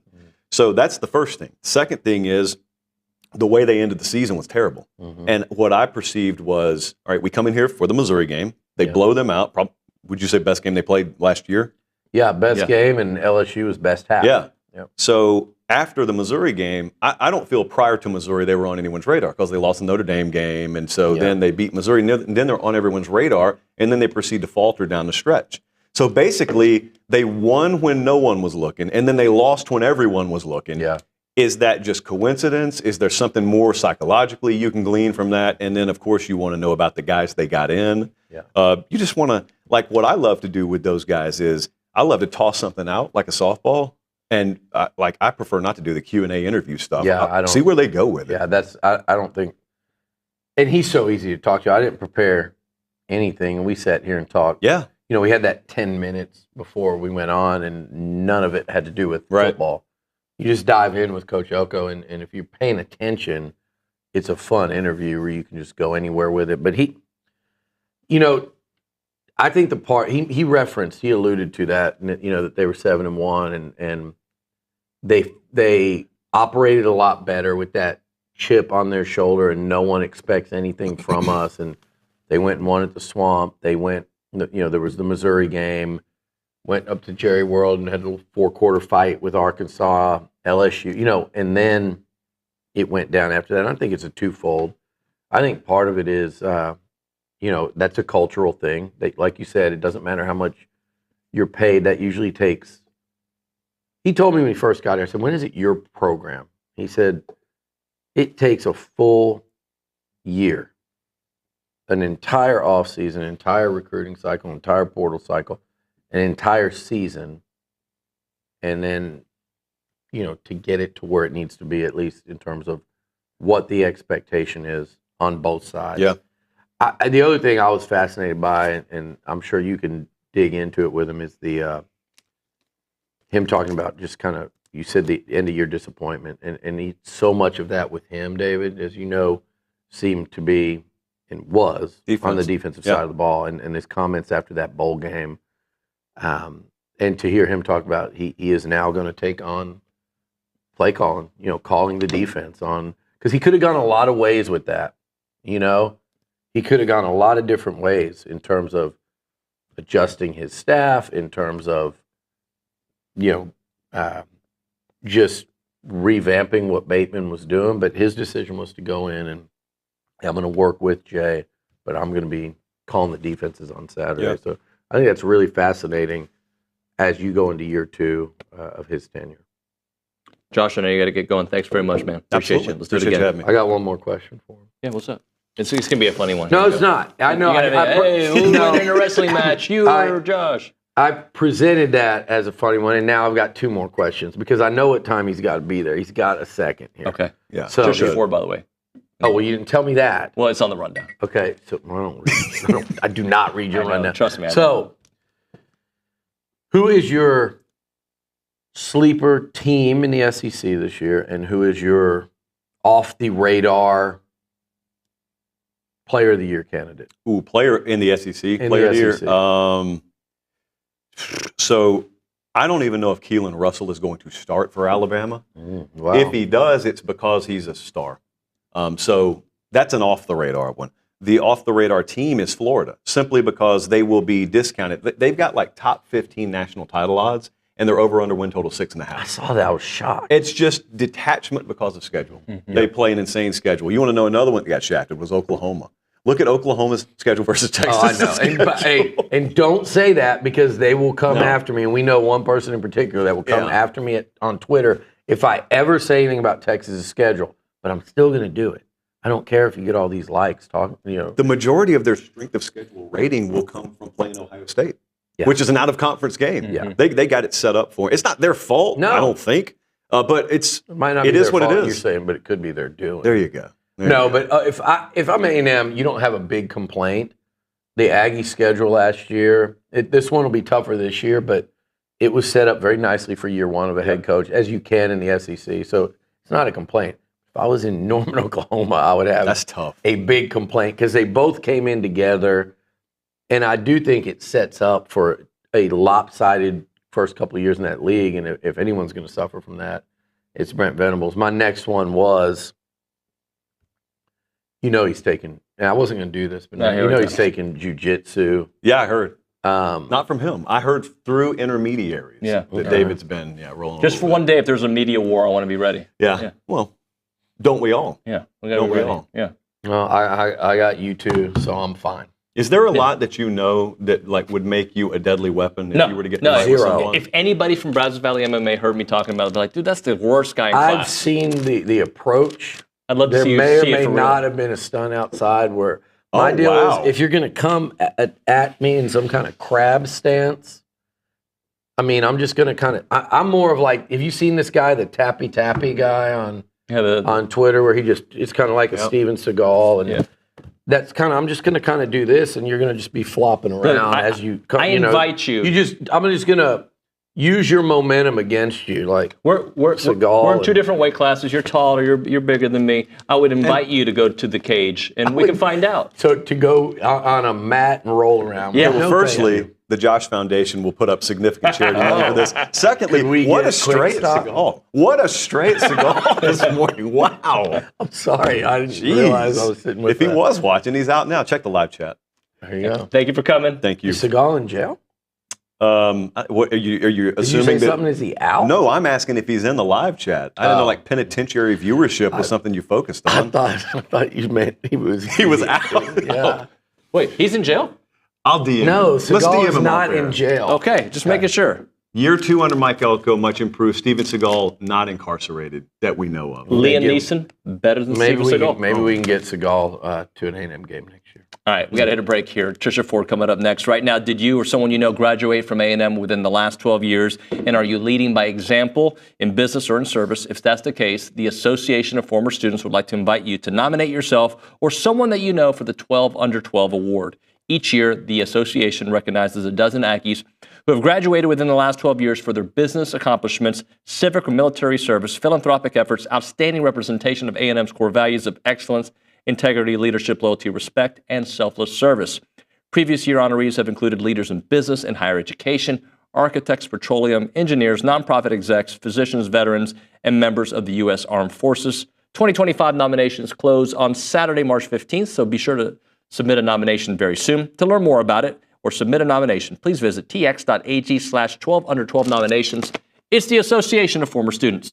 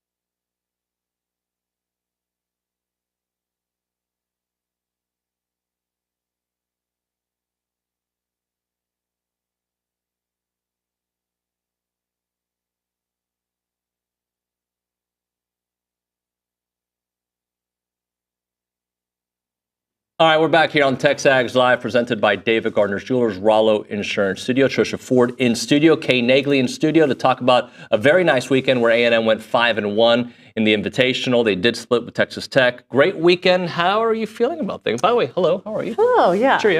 Yes. Yeah, not bad. Okay. Some things that I still think we need to address, but I did like the way that we fought. You know, it was, again, another tough weekend.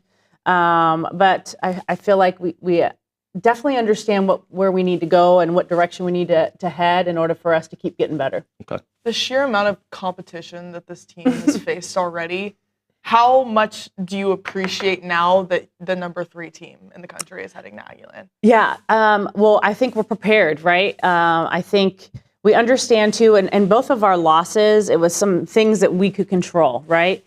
And so whether that be executing some pitches, whether it be playing clean defense, whether it be some better at-bats, there's some things that we definitely know that we were in control of that we didn't execute. And so I think when it's going to be your first time of playing a highly, highly ranked team and you haven't had those reps, you feel a little unprepared. And so I feel like our team, A, they're confident, but B, they've had all of those reps against teams in which you make any type of those critical errors, things can go sideways fast. So I don't know. I'm excited. I think the 12th man this past weekend was electric. And so we'll be ready. Yeah.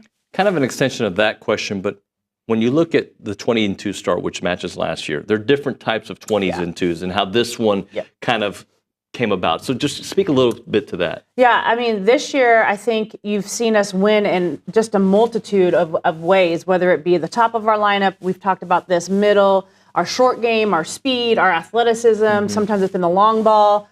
Whereas last year, I felt like we were banging, and everything was kind of clicking on all cylinders. And this year, I feel like we found ways to work through them. And to me, that says a lot because it's like that any part of your lineup can help kickstart things, And I think the other thing is in the circle, Lefty has done really well for us this year.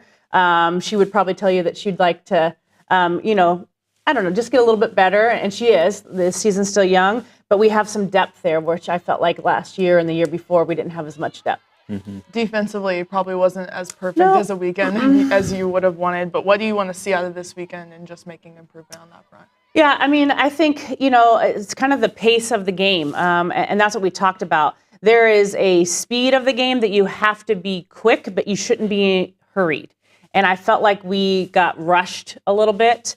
And when you get rushed and you don't have good pre-pitch knowledge of like who's on base, where's our priorities, where are we at in the game, things get really fast and you move, kind of at that speed. And so I think for me, it's just kind of honing in on those very simple things. It's never anything big, but really honing in on those as a group. And so if we get into situations and we don't know what's going on, calling timeout, like somebody has to take over that infield.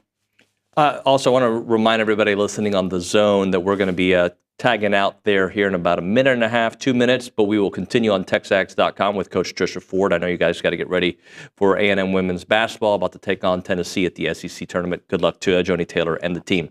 So I kind of want you to help explain. I knew it happened. I saw the tweets about it, and then Tyler put this in some notes about that moment against Tech in the bottom of the third where Allie struck out but gets another chance to bat. Kind of take us through the intricacies of that, if you will. Yes. You're talking about where she got her another pitch, yes. Right? Yeah. So we have some things in place, some checkpoints, because I've made mistakes before, but we've been able to catch other teams. So basically, Tech forgot to sub in the pitcher. And so any play, any out that involves the pitcher basically becomes null and void. And so Allie, when she struck out, it was actually one of Hallie Harger that caught it. Yeah. I went to the umpire and I said, hey, have they subbed in the pitcher? They said no. So you get to do it again. Yeah, get to do it again. So we got a couple more swings out, which is good because you always want to wear out those pitchers. But that was brilliant. It was. That and Coach Heff's, did you see the pull of the net? Yeah. Those were two, we call them T's and G's. Went to the staff. That was brilliant. Yeah. Love it. Number 3, Florida. Number 4, A&M. This is the first top 5 matchup since the rankings even began. Just what does it mean for you to be the head coach at a time like this? Yeah, I mean, I just don't think about it. Like, obviously, I'm very honored to be here. I love this place, but for me, that's my job, right? Like, I come out here, I put the best product we can out there, and let's go rumble. So I don't know. I just, for me, it's more about executing. For me, we've gotten to this place because we've been where our feet are, and so then we'll just continue. Well, one of the things that I'm seeing is great fan support. Talk about how, this weekend, huge turnout, and now with SEC play starting, we'll see a lot more of that. Yeah, it's been electric. And when I took this job, they said, hey, if you put a good product out there, the 12th man, they love the bat and ball sports. And I'm like, all right. So, I'm trying to live up to that end, my end of the deal. And I think the 12th man's doing a tremendous job. But it's just, it's a special place. Aggieland is a very special place. And so when you really get the fan support, you get the interaction, it makes it a very unique experience. Let me follow that up because I know you heard about A&M, but to experience it, it's different, right? Like, I get it. Yeah, they love their team. The Celtics fans love their team, right? But it's different here, right? It is. So funny story, when I was at Stanford as an assistant, that's when Scarborough and Gibson were on the hump. I came here at Stanford. We were at Old Aggie. But A&M was extremely different at that point in time. It was like in the middle of nowhere. Now to me, it feels a lot more hustle and bustle. So I got to experience on the other side the 12th man. Didn't love it, but also respected it. Sure. But I think it's very different now. I feel like they're more interactive. I don't know. It makes our facility just different. Just full of life, full of, I want teams for it to be hard for them to come out here and win. And I think they are literally the 12th man. Yeah. Florida ranks #1 in batting average, #2 in slugging, #2 in scoring, averaging 9.29 runs a game. Just what challenges are the Gators going to give y'all this weekend? Yeah, honestly, we're going to have to keep those bats quiet as much as we can, keep their speed. Falby, I think, has reached base every game this year so far. Speed doesn't have an off day, right? That's the beauty of it. So I think that'll be one. They have a freshman kid that's tearing it up. They have Jocelyn Erickson. They have some other pieces obviously doing a great job. So, every swing has a hole. It's whether or not we can consistently hit that hole and change speed. So the good thing is we have a lot of different looks. So they're going to have to prep for, 6 pitchers, and we're going to make it a nightmare. So I don't think we've talked about Sydney Lessentine, but last week I was disappointed she didn't win the SEC Freshman of the Week. This week she wins it, gets the no-hitter. Just, I guess, talk about, not only is she producing, but, now that there's expectations in producing, it's a different kind of production. Yeah, I think, honestly, she is growing up, and she's starting to understand some things. She's starting to understand why I get on her in certain situations. She's starting to see those pieces kind of come together. And I think it's also because of both of our Emilys. You have 2 players that have been in our program for a very long time. She can lean on them. That's the beauty of having somebody like Emily Kennedy, Emily Levitt in your program that's been there. Kennedy obviously been super successful, and you have a freshman that you think has the stuff, but they need some time to kind of figure it out. So we give them some matchups that we feel like they're going to be super, really successful. And then they also have some of those older kids to lean on of okay, this is what you've done in the past. What do you think? Sure. And so I think that's really where you see a lot of growth happen. You are 1 win away from 100 at Texas A&M. But just talking about the 12th man, we spoke about it a little bit yesterday in media availability, just taking a second to maybe go out of the dugout and just take in the environment. Just what do you think it's going to be like this weekend? How ready are you just to continue to put a product in the field the 12th man loves? Yeah, I think we're amped, honestly. We're ready to start conference play. I think the 12th man, I've gotten a lot of text messages from our alumni, from, just friends in the community. One of them sent me a text yesterday. He's like, hey, is there softball going on this weekend? We're ready. Let's go. And so for me, that's what I love. I love being a part of a community. It's one of the things that drew me here, was being a part of the community. And so, I'm out walking the dog this morning, and I have neighbors coming out we're with you, coach. Let's go. And so that's why I'm here. There's a lot of reasons that A&M is great, but one of the main ones was the 12th man and kind of feeling part of it. So we're excited. Let's close out with this. Just talk about the the team's mindset and their ability to bounce back after setbacks? Yeah, well, we've seen it not only in games, right, but we've also seen it this past weekend when we lost one, against Tech and then came back. And we even, on Sunday, it was a hard day. Like Idaho State hadn't lost a game, so they were up ready to play us. They're a scrappy team. And then obviously we had Tech again, and we didn't play clean, but we figured out a way to win. And so I think at the end of the day, they know that no matter what, if we have time, we have the ability to win a ball game. So, no matter how this goes this weekend, I know that we're going to get better from it, but they're ready. They're ready to come out and compete. Trisha, thank you so much. Good luck this weekend. Thank you. Appreciate that. All right, we'll hit a break. We'll come back on TexAgs.com. I don't have anything else to say because I don't think we're going to have music as rejoiners because we'll be on YouTube. So we will have music. Oh, Nick is saying we will. I don't think we will. We'll have elevator music. We'll have more on TexAgs.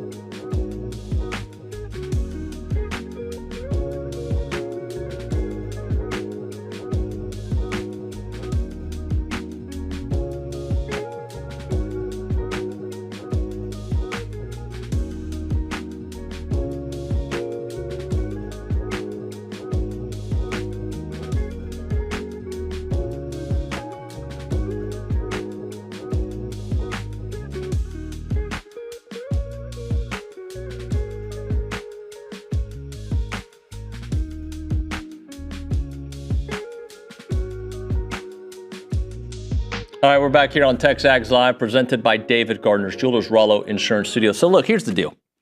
I'm a little, I don't want to say disappointed. Disappointed is not the right word. I'm a little surprised, all right? I'm a little surprised that most of the chatter has been about the baseball loss and not the basketball victory. The show has been 90, college football for half an hour and softball but I would say 75% basketball. But the audience on the YouTube page, at least, or on TexAgs.com, has been a lot about the baseball game. So we go to the Dryer. I was going to try to come up with something witty, but I couldn't come up with it. Kaylee Dryer at the Angry Elephant News and Social Center. Give me some of the thoughts. So we have a bunch of thoughts on how to, I guess, quote, fix what happened last night. And someone said, the Brad Cave said, control the pitchers to prevent less walks, work on routine ground ball fielding, work on plate discipline, and learn to crowd the plate. Something tells me they're doing a lot of that. That's my guess. Trying, yeah. I know what you're getting at. Was BTTS? Is that who did that? No, or the Brad Cave? Brad Cave. Good, very good, loyal listener. Look, I'm sure they're working on those things. It's just, I don't know, man. I am, tell me if this sounds like BAS. I'm totally surprised while not being surprised. I'm not surprised because I've seen A&M stories like this before. I'm totally surprised because I thought this was going to be different. And it can still be different. They have time. Yes. Sometime.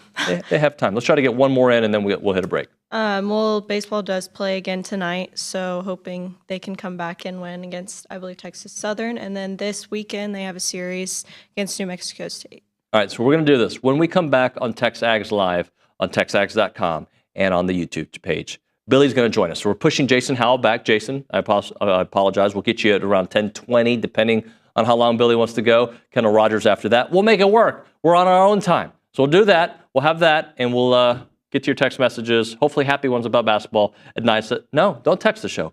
YouTube the show. TexAgs.com the show. All right, we'll talk to you guys in a bit.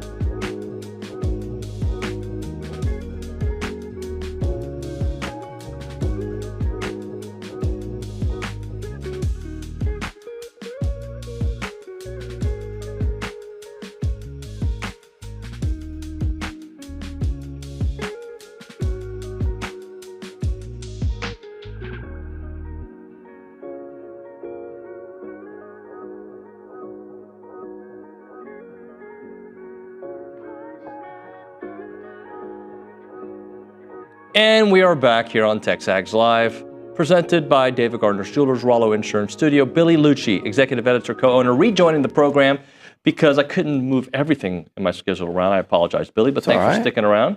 Yeah, we had good conversations. You know, Bronny's running full lobby lizard routine down there. Have you seen the latest act, though? It's not just... Well, he sits there with his feet propped up in those gym shorts. But I'll give him this. I'm sorry to cut you off. Like, when Aggie baseball loses, and by the way, they're not looking great right now, he's here at 7:50. Mm-hmm. When Luke Evangelist sees the Aggie basketball team, he doesn't show up until right before his hit. Today, he was here at 7:50 with a big... You it be was consistent. Weird. And we were actually just giving him a hard time about it. I did say he earned points last night. Very smart, young employee to put on his Instagram, you know, I love my job. And he was up there kind of in the huddle when Wade was getting, you know, he's in there with the media scrum. When Wade's jersey's getting retired. The I love my job tweet / Instagram post, it's never hurts. No. But he really does. I should do it. But you know what? But he really does. That's why I'm really excited about Luke being a full-time guy here now, and Callie. Congratulations to both of them. Well earned. But yeah, the lobby lizard was in there, legs kicked up. I think he told, Trisha Ford how to, kind of some things she needs to do as a softball coach. Tom Schuberth, he's in there telling him how to coach basketball. He was literally telling Josh Pate how to do a show, how to play softball, and what he should do in the outfield in terms of how he should film stuff. So. You get a little bit of everything if you're out there. Yep. Josh Pate, very much what you see on the air is what you get off the air. He's the same guy. Well, Pate's great. I mean, that's why he's been so successful, because he's genuine. Yep. He can converse with anyone. Doesn't shy away from any topic in college football. Does it this is the hardest part. This is the hardest part that I think he did. He does it in almost constantly in a non-argumentative way. Talks college football. That is a lost art for him to not argue at all in this sports talk setting, because it's been, we've gone all the way over to where that's what's accepted and expected, and that's what typically earns you money and attention and notoriety. And it becomes even harder when you're doing it across multiple fan bases.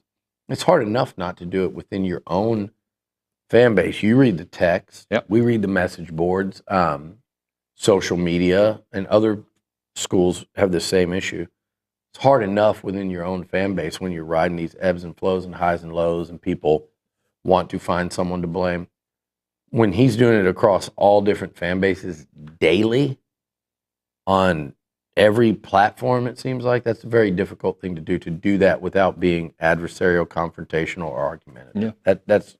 That to me is why he's succeeded like he has. And by the way, this is a compliment to you. I think thank you. You are exactly how you are on air, off the air as well. The one difference I'll say, you are a lot nicer than people think. Oh, thank you. Well, I'm a lot nicer than people that don't know me think. There you go. Let's put it that way. Yeah, I think I know you. Yeah. You're sometimes nice. I'm nice. Very approachable. Yeah. So. No, thank you, by the way. Yeah. Olin, very approachable. Me, not so much. But Olin comes off more that way, though, when you listen to Olin. Yeah. Like, you listen. We're actually about to go eat breakfast, and he's like, we're going to go have breakfast at his usual spot, and he's like Norm from Cheers in there. Hey, Olin. Seriously. He's real big, too, with the over 76 set. The old 76ers, as I like to call them. The Phillies. Olin gets really popular at that level. All right, basketball-wise, you told me, had they won both games, which they didn't, these last two, Florida and Auburn, it would erase the 4-game losing streak. Yeah. But they split it, and they beat the number 1 team in the country. And I don't know if it erases it, but for at least the next few days, man, I feel good compared to how I felt during that 4-game losing streak. Like, I feel like, okay, this is who they can be again. They are that again. The way you just said that, man, I feel good. I was thinking of the song. Remember the song, "Man, It Feels Good to Be a Gangster"? Oh, yeah. Bushwick Ghetto Boys. Bill. Yeah. Ghetto Boys. My good friends. So, here's my take. First of all, I loved seeing them have that night and that moment. And I don't know if you guys were wondering or not, but I can assure you Buzz did not write all of that up in between the couple minutes after the game and the time he came out on the court. So for him to get to read that the way that, by the way, Nuño just dropped a 90s, late 80s rapper that's in his from the Ghetto phone Boys. contacts. Believe he lived in like Sugarland, I think. Yeah, Willie D. Willie D. Yeah, and Scarface lived in Ridge Point area, whatever that neighborhood is. Brad Jordan. Is that his name? Yeah. Sienna? See? Sienna, yeah, she's from Sienna. Yeah. Well, I went to junior high with Little O. Little O. Little O. Ori was his name. Okay, so. Where were we? I'm sorry, I didn't mean to cut you off. So, for them to have that moment last night, I think it was. I see people say, "Well, what? They're 10-7 in the conference." Like, I don't give a damn what their conference record is. This is a special group, a special team. They may end up being the most special team in A&M history. We don't know, because what they showed tonight is when they're on their game, and it doesn't even have to be shooting the ball like that. We'll talk about that in a second. But when they're playing their game, this is should be a really tough out in the tournament. Their ceiling is to go very deep. Now, there is every year there is a field littered with teams that didn't reach their ceiling. That's what makes this tournament so great. But their ceiling, they are one of the ones that has a ceiling in which they could take the court in weekend 2 to tip off to the winner goes to the Final Four. Like they can go that far. And they've shown you by beating Auburn last night, and I know they were without one of their top defenders. Auburn, there were questions, people were going, well, I even got that a little bit this morning when I was on with Cole. I felt like we kind of saw this coming, they got banged up. Look, I sat right there on the court. I watched the physicality from Auburn. I watched Broom in number 44 try to defend Pharrell Payne in the paint. That was like an SEC football game down there. I watched the shots Auburn was hitting, trying to come back. I watched Bruce Pearl coaching them up. I watched all those star players played the whole game. Like, that was the real deal. And I think Bruce Pearl said, you know what? I want my team to stay at this top level. I want to come into this venue, beat these guys. By the way, Pearl was 2-5 against Buzz Williams. You don't think he wanted that? So They got Auburn's A game. They got Tennessee's A game, and they got Bama's A game. They've played 3 potential number 1 seeds. One without Wade Taylor, where they took a 3-pointer with under a minute left to tie it.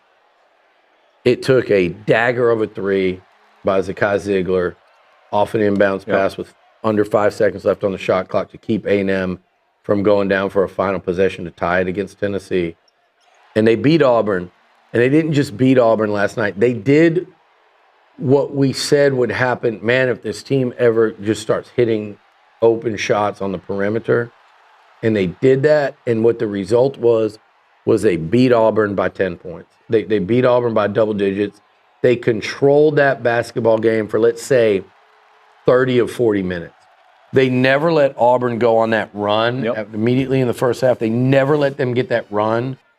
Maybe once or twice they cut it to 6. I don't even know if they did that. I think maybe once. They never let them cut into that multi-possession lead. I thought A&M was spectacular. And this is the team that, had they shot like that against U of H last year, they might have been in the Final Four. So when they do, but when they don't, they can still play a team like the Cougars to overtime. So somebody said, well, that was fun to watch. We know they won't shoot like that away from home. We don't know that. They did it in Nashville twice last year. They did it against Kentucky, they did it against Florida, and then they went to Memphis a couple days later, and they did it against Nebraska. But if the offense rebound like that, they don't have to necessarily shoot that well if they get that many more possessions. What I loved about the way they played last night, too, the shooting, again, like, the more you play, there's going to be games like that, and maybe they can heat up. Who's to say that 4-1 and 10, like that they can't heat up to where they have a multi-game stretch where they're just shooting really well? Manny, gosh, is he an X factor or what? He is an X factor. When he starts hitting outside shots, and they look so good when he's on. He looks like just a pure shooter. He hit those threes last night. It was such a big deal. And then I say it, I love Anderson Garcia's three-point shooting, and his whole game last night was spectacular. I just love, though, he knows when to shoot it. He does. And he knows when to quit shooting it. But he'll still fake it. His timing is immaculate. I thought everybody played terrific. Yeah. Everybody played terrific. The seniors played terrific basketball. Hayden Hefner started the game, gave them a spark early. I thought, I don't know, in my opinion, may have played his best game of the year. I just thought everybody, Wade wasn't scoring a lot early. He saved it for the second half. I thought everything about that game, that was, again, I said it after the Tennessee game, that was like an Elite Eight feeling type game, like two teams battling to go somewhere. And A&M won that battle, and quite frankly, they won it. Auburn's lost 3 games all year. 3. Duke and Florida, right? And now A&M. And the Aggies, I mentioned what they did. I know this stretch has been a struggle. And I was trying yesterday, and Buzz just won't acknowledge it. But they were struggling, but not playing bad basketball. They were shooting poorly. But they've played 3 number 1 seeds in a 5-game stretch. Potential number. One of them's going to have to be a 2. But they've played 3 in a 5-game stretch, and the other 2 teams they played are in the tournament. Yep. It's been a brutal stretch. I did think they needed that win, though. I think they needed it. Anything you want to discuss baseball-wise before I let you go? One more basketball thing. Yes, sir. If they can get that 3 seed, I think it would be such a massive deal then to avoid that 4-5 and push back playing one of these ones again that we're talking about until later in the tournament if you're good enough to get there. This room's doing that thing again. I'm literally swallowing something. Baseball, I mean, I don't know. I don't know what to make of it right now. So I don't know what to make of baseball right now. I don't even know if frustrating is the word. I think Aggie basketball struggling, in those games to get wins were frustrating because you knew what they could do, and you knew, perfect. What, you just pulled that out of a drawer? Yeah, Nick Savage saved it here. And So he told me, by the way. I'm really concerned, as everyone is. I'm really, again, it's not even like, I'm not even disappointed is not the right word. I think it's concerned and like baffled. Yeah. It's disappointment, sure, but I'm watching those guys struggle, and I'm watching how it's just not. They're so far in their heads. I feel like, and I do think there are issues in terms of the personnel when you take out Grahovic and you take out Sorrell. Not even to mention Stewie in the bullpen, but particularly in the lineup when you take those guys out and combine it with the guys that are struggling. But I even think like. I'm looking at beyond that, like what's the solution at first base to be plus? What's going on with the errors in the outfield? Who's that third guy? And then what does that, there's just so many holes to plug right now. Yeah. And every time you think in your head as we sit out there in that lobby and try to think, well, you could do this, then it's almost like it creates a new issue. So shocked that they're at this point right now. I feel for the guys. I feel for Mike Early, but I also am like, they should not be losing at this level this much. That's not excusable. But it is baseball. Yeah. We keep saying it's a long season. They have foobarred the non-conference. Yes, they and have. by the way, what was a very pretty, you could have not been a great team and lost a game or two on this non-conference schedule.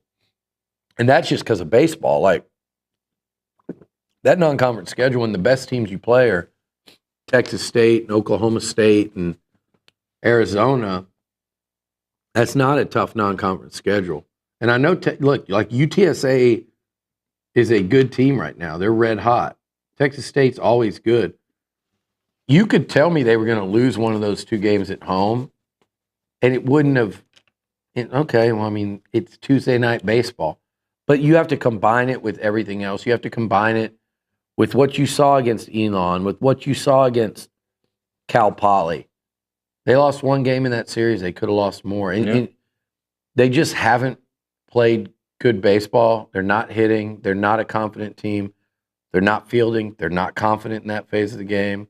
It feels like, Billy, they're the team that didn't have a bunch of kids returning, right? It feels like you lost your coach and feels like people they're left. in a rebuild. Yes. Yeah. And it shouldn't be that way. So I don't want to excuse it because we like everybody over there, and I don't mean we, I mean Aggies. I mean everyone. That's the most likable group out there.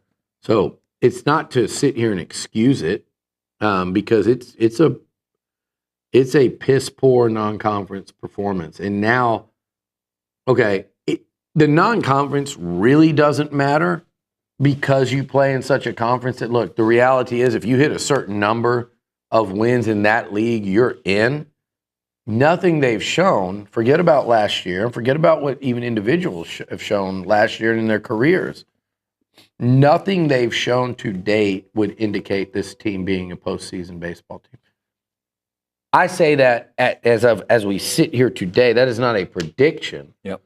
That is, if you're sitting there with common sense and you're looking at that schedule, you go, this is going to have to look like a different baseball team for them to reach the postseason in that league. Because this baseball translates into a disastrous SEC slate. I don't think that's going to happen. And maybe I'm crazy, but I think that lineup will start hitting. They will start scoring runs. I can't imagine this slump continuing like that much further for that many guys. Yeah. Their body of work says it won't. But it is definitely mental right now. They're just going to have to play like a completely different baseball team. I think it has to start with the bats because between the Friday night, the starting weekend pitching and hitting, this team, if they're hitting, it's a big if, can win enough SEC games to get there. And if they do, then what you look at this non-conference and you go, okay, that's what's going to cost you, a regional. Yep. Because now that's what we're talking about. Let's not forget about a top 8 seed and all that. And anything can happen in baseball. I mean, my God, if you don't follow recent history where no one thought OU was going to be any good and they played for the national championship, where A&M in year one under Slosh went to a Final Four, where that same year OU and Ole Miss played for it. Ole Miss last team in, LSU, with the defending champs, Mississippi State, Ole Miss, LSU. Now it's starting to feel like, the Tennessee Notre Dame series. Anything can happen in this sport, and an in-season turnaround is going to happen for a lot of teams this year. Let's hope A&M's one of them. But 5 errors last night against a team it should have been a non-pressure game. And I'm not saying UTSA is not good because they actually are, and they have been well coached under this guy. But that was a non-pressure game on a Tuesday night, coming off a win. It wasn't an SEC or a postseason game. It wasn't a rivalry game. That's what I mean by non-pressure. Every game's pressure. But to commit 5 errors and be lucky it wasn't 6 or 7 tells me it's all right here. And this is not a player or two or a coach. It's an entire clubhouse that is pressing. And I just want to see them, how they look if they're not in that mindset. And that's the first thing before we can start seeing what this team is actually capable of. Because right now, unfortunately, we don't know because we haven't. Hopefully, we haven't seen it. All right, don't go anywhere. I mean, you can leave the studio after, leaving. but I was going to ask you a question at the break. Milliken Reserve Time, Farm to Table Community in College Station. They got homes, they got trails, they got farms, they got wide open spaces, and they have a mission to build a healthy community around nature. They're dedicated to the conservation of a healthy community. They've got 2,600 acres of open space, 30 miles of trails and homes. They want to connect families to nature and to each other. They have an extensive network of trails throughout a wooded landscape that includes walking and equestrian paths, creeks and ponds and gathering areas, and all the animals that you can imagine. They have white-tailed deer, they have songbirds, they have rabbits, they have turtles, they have it all. And homeowners at Milliken Reserve sharing a legacy of conservation, which means generation after generation, you'll come back to that pristine countryside place. The website is millikenreserve.com. Again, that website, millikenreserve.com.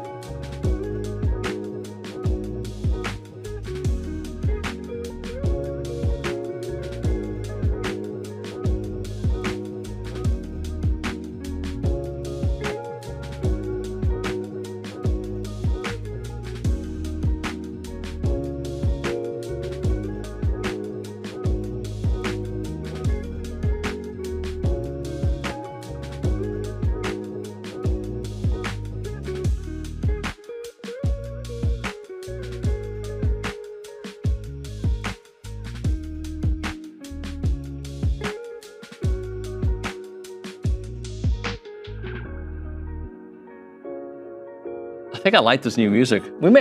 Nick, how much extra work is it for you to have the elevator music during the breaks? I've thought about this before because our folks on YouTube they don't get the bumper music and all that good stuff. So there's definitely a way to do it. I just need to look into it more to keep the elevator music. I want to do it during the breaks instead of the dead silence, and then people, kind of tune in like, wait, there's no show. I can't hear it. I can't hear Jason Howell, Recruiting Country.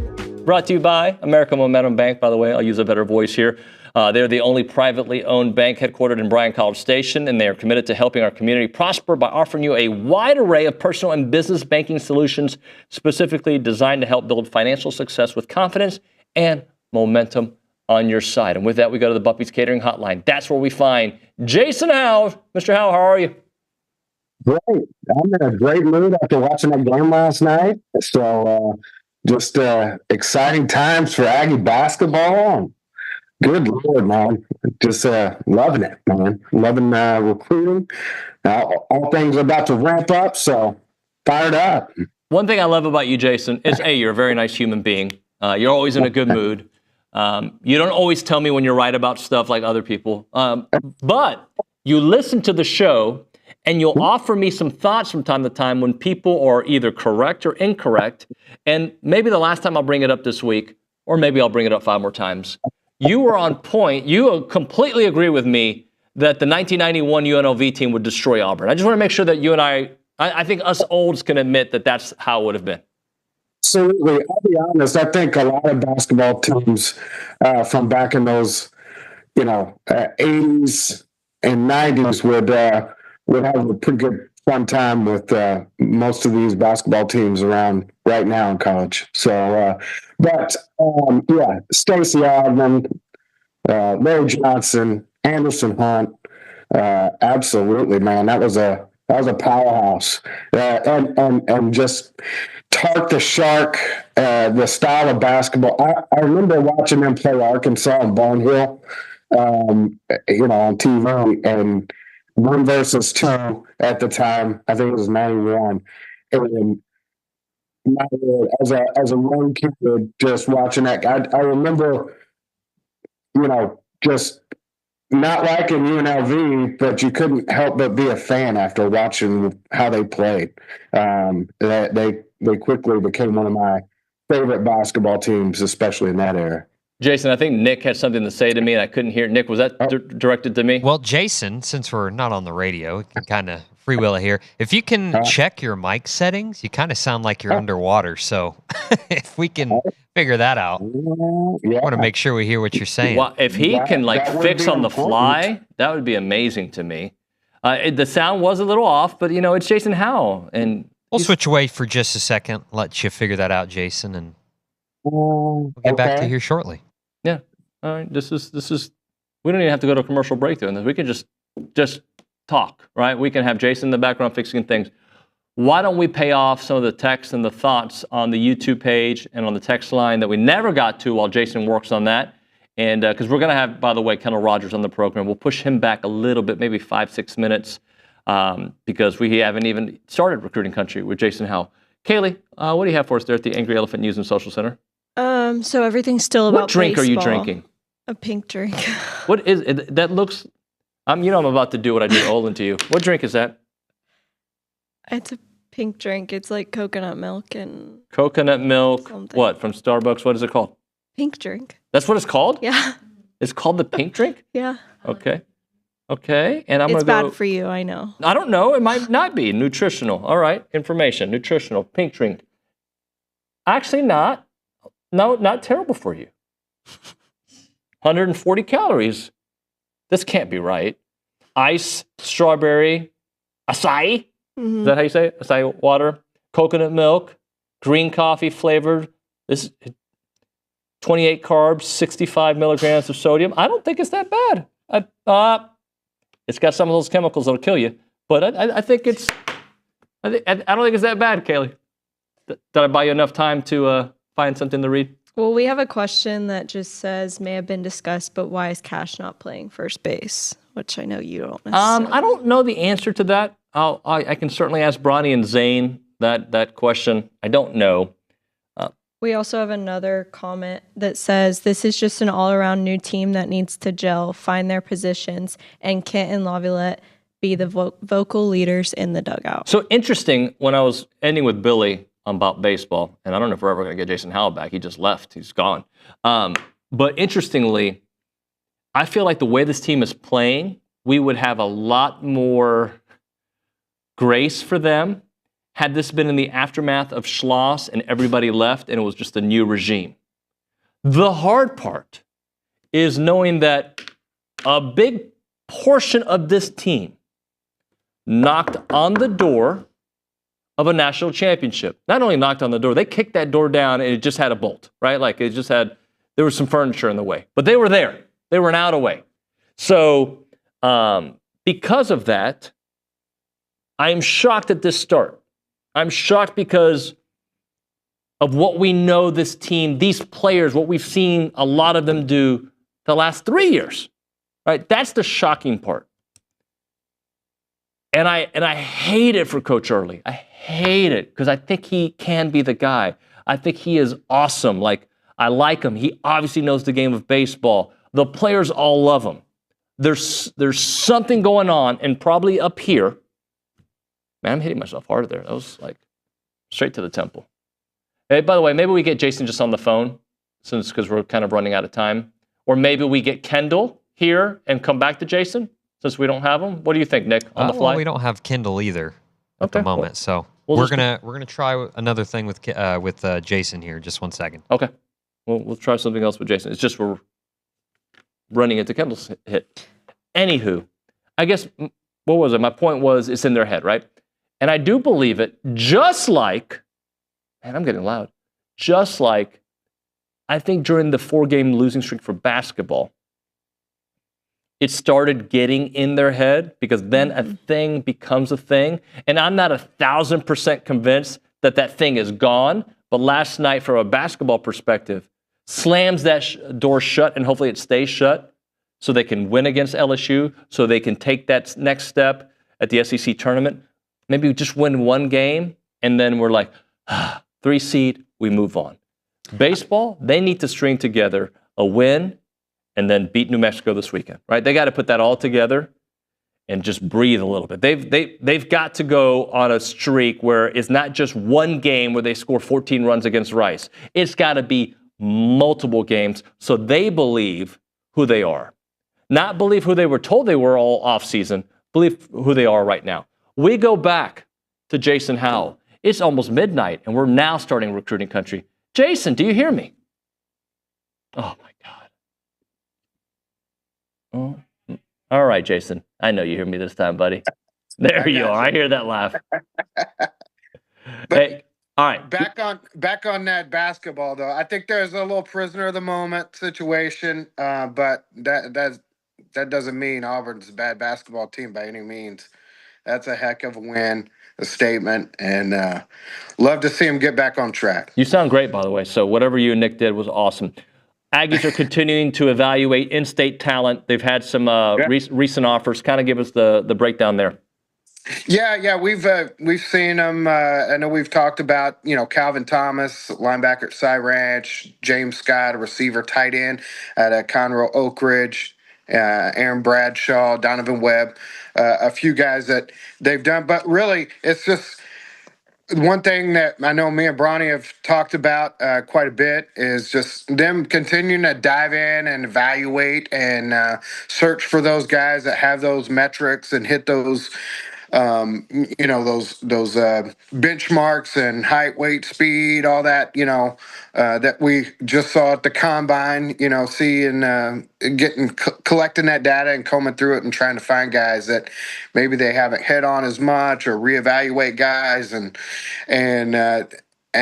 get in early on some guys that, may be a little slept on and they've done a phenomenal job of doing that over the last month, couple months, and especially throughout this dead period. Yesterday or earlier this week, Aljor Miles from Kaufman, Texas, big 6'3", 200-pound receiver, a guy that they jumped in on 1,400 yards last year, two-time All-District. He's gotten down the road quite a bit with a few schools. He named a top 10 at the end of February. A&M, of course, is it's a school that he's really been wanting, and he was really excited about receiving that offer. And he's making plans for College Station. I expect A&M to be right in the thick of it, towards the top of his list. He said, they didn't make the cut for his top 10 when he released it because he didn't have an offer. But now that he has that offer, look for A&M to make an appearance somewhere in there among his top schools. But then it's a great evaluation. Big body receiver, and a guy that continues to have a phenomenal spring or winter. Had a great Under Armour camp to go along with his fall that was phenomenal. So, anyways, it's just good to see them continue the process and not get, not sleep on some guys and not get stuck in their thought process. Jason, sometimes I try to avoid social media in life, but especially when the Aggies aren't doing well in sports, like I just don't want to go there. But I was on there this weekend, and I saw a lot of chatter about people going after Aaron Gregory, people going after Trayshawn Ruffin. Like there's chats about that, as expected, right? This is not unexpected, but it's happening. Yeah, I mean, you have top-notch talents, guys that are, top in the country, and top of their state. You're going to have North Carolina's really coming after Trayshawn Ruffin right now. Who would have thought Bill Belichick would be looking to get right in the mix for a top North Carolina talent, and so he's going to make a push. And of course, the Tar Heels are getting a couple visits. So he's going to go visit in March, and then he's going to turn around and he'll go back for an official in at the end of June, I guess. But he's also been pretty locked in with A&M and very upfront and open about his communication with other colleges, and really that's about all you can ask for out of any of these guys is, hey, keep us posted, and we love you, and get you back on campus as soon as we can, kind of situation, and they're going to get all those guys back on campus. I think every one of them is planning to come in for the spring and take official visits in June and all that. So I'd be more concerned if there were teams that were interested in some of the guys. But A&M's going to have to fight to keep them. But that's just the world we live in right now. That's everybody. That's in-state or out-of-state prospects. So you're going to have to fight hard and fight those battles to get them in the fold. And you'd rather be ahead than behind, I guess. So at least you're fighting from the top of the mountain. Talking to Jason Howell here on TexAgs Live. Jason, we have Kendall Rogers coming up here in a minute, so I want to kind of run through some of these quickly. Spring break coming out, so you think some visits are going to be coming up soon? So with that, you've ended the dead period at the 1st of March. So guys are able to take those visits. A&M has spring break coming up, so you won't see as many visits in the next couple weeks for the Aggies. But after that, look for, especially when spring practice ramps up, March 22nd or whatever. But look for when A&M really starts to hit the field. Those guys start making trips. We're seeing the weekends, March 22nd, I know is a big day for a lot of guys. March, I think 28th, 29th, there's already quite a few guys making plans, and you can expect busy time throughout, April all the way up to the spring game. So it's gonna be a lot of fun, but look for things to ramp up, not this week, Probably not next week as they come off of spring break, but and especially towards the latter end of March. Help me out saying his name, but is it Gerard Edwards? He's got A&M very high on his list. How do you say his first name? Jira. Sorry, Jira Yes. Edwards. He's got A&M very high, and he's got some visits set. Yeah. He'll be in town. I want to say his visit is set for March 22nd. He'll be in College Station for unofficial this spring, and then he'll be back. He's already got an official visit scheduled for June 13th weekend.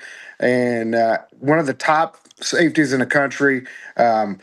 I don't know if he's rated a 5-star wherever, but he's 1-2 in the conversation as far as safeties go, and he's going to be a top-rated 5-star type talent at the end of the day, and just a phenomenal player from one of the best schools, football programs in the country, and A&M is really high on his list. As a matter of fact, I want to say he's telling people they're at the tip top of that list right now, and of course you've got Maryland, Georgia, and Oregon, and several others all in the mix, but A&M, Coach Ish Aristide, and you got Coach Elko has played a big part in that as well, and don't want to leave out the recruiting staff that has played a very instrumental role there. Mason Smith doing a lot of behind the scenes work as well. So it's been. Yeah, he's definitely one to watch, and A&M's doing some heavy lifting on the national scene with one of the best there. Last one for you. Peyton Houston, 27 quarterback. We've heard a lot about him. He set his visit as well. Yeah. He's a 27, so he'll be taking an unofficial. I want to say it is. Why is my computer off? I want to say he set. What was his date? It was 21st, March 21st. All these dates run together with some of these guys, but yeah, one of the top talents. He's a guy that. A&M's been on since he was in freaking middle school. But just he was Under Armour camp in Dallas, the quarterback MVP, and this is a kid going in. I said he's the favorite. I mean, just really polished, and throws a great ball. Last year, as the first-year starter at Shreveport Evangel, he set all kinds of national and state records, touchdowns and yards and all kinds of stuff. But man, he can throw the ball around the yard, and he's playing a little baseball this spring. But he's going to be making rounds, and he's got his visit set for A&M March 21st, one of the top quarterbacks in 2027. Jason, I appreciate it, man. Thanks for rolling with the punches with the changing times. Appreciate you very much. Always, man. Always. Thanks for having me. See you, buddy. Jason Howell there, Recruiting Country, brought to you by American Momentum Bank. I think we'll do a really short segment. Or a break. We won't even do a full break. We'll just get Kendall Rogers on the line, do some baseball before we call it a day. It is TexAgs Live.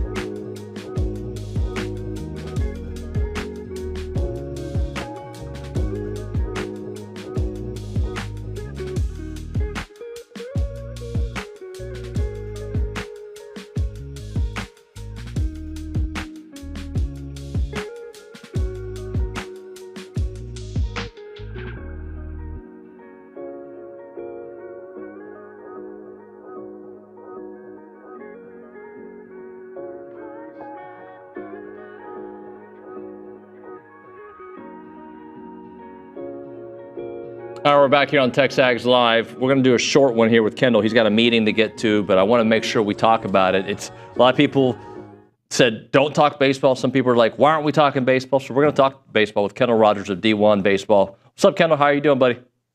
I'm doing well. It is weird to be in this position to where nobody wants to talk about Aggie baseball 3 weeks into the season. If you would have told me 2 months ago that we'd be in this spot, I might have been the most surprised person in the world. Well, Kendall, what I told Billy a little while ago was like the way the team is playing right now feels like a team that has a new coach and that everybody left with the old regime, right? That's how they feel like they're playing. Yes. And the reality is, while not all their parts are there, they feel like a new team that's rebuilding. They really do. I mean, the reason why I think they look like that is because they look like a team that doesn't really know their identity. You know, it's like they're very, I would say they're very emotional, because actually I don't feel like they show enough emotion. But what I mean by this is they're one of those teams, like if the game starts out great, they're fine. Like the other day against Rice, they kind of get in a groove, and all of a sudden things are great. If the game doesn't start out great after the first 3 or 4 innings, it seems like they just kind of follow that same pattern. So it is very strange to me that you're looking at a team with this many accomplished players, this many guys who have been some of these guys have been to Omaha multiple times at this point. There's not many of them, but there's some of them. And yet we're in a position to where like you're going to go into conference play as A&M and not really know who you are as a team. And honestly, that's surprising, it's shocking, and frankly, if I'm an A&M fan, it's startling. Well, look, I don't think we're there yet, because I feel like I have to give them more grace because it is baseball, because there have been injuries. I'm getting close to being there. But like, yeah. Are there, and I know there are with Ole Miss who barely got in and then won a national championship a couple years back. I get that. But like, how often does the non-conference really tell you the story of conference play when talking about the best conference in college baseball? Yeah, I mean, I think what it does is kind of gives you a measuring stick of what you need to improve on in conference. I mean, I think, if you look around the country, there's plenty of teams, I kind of point.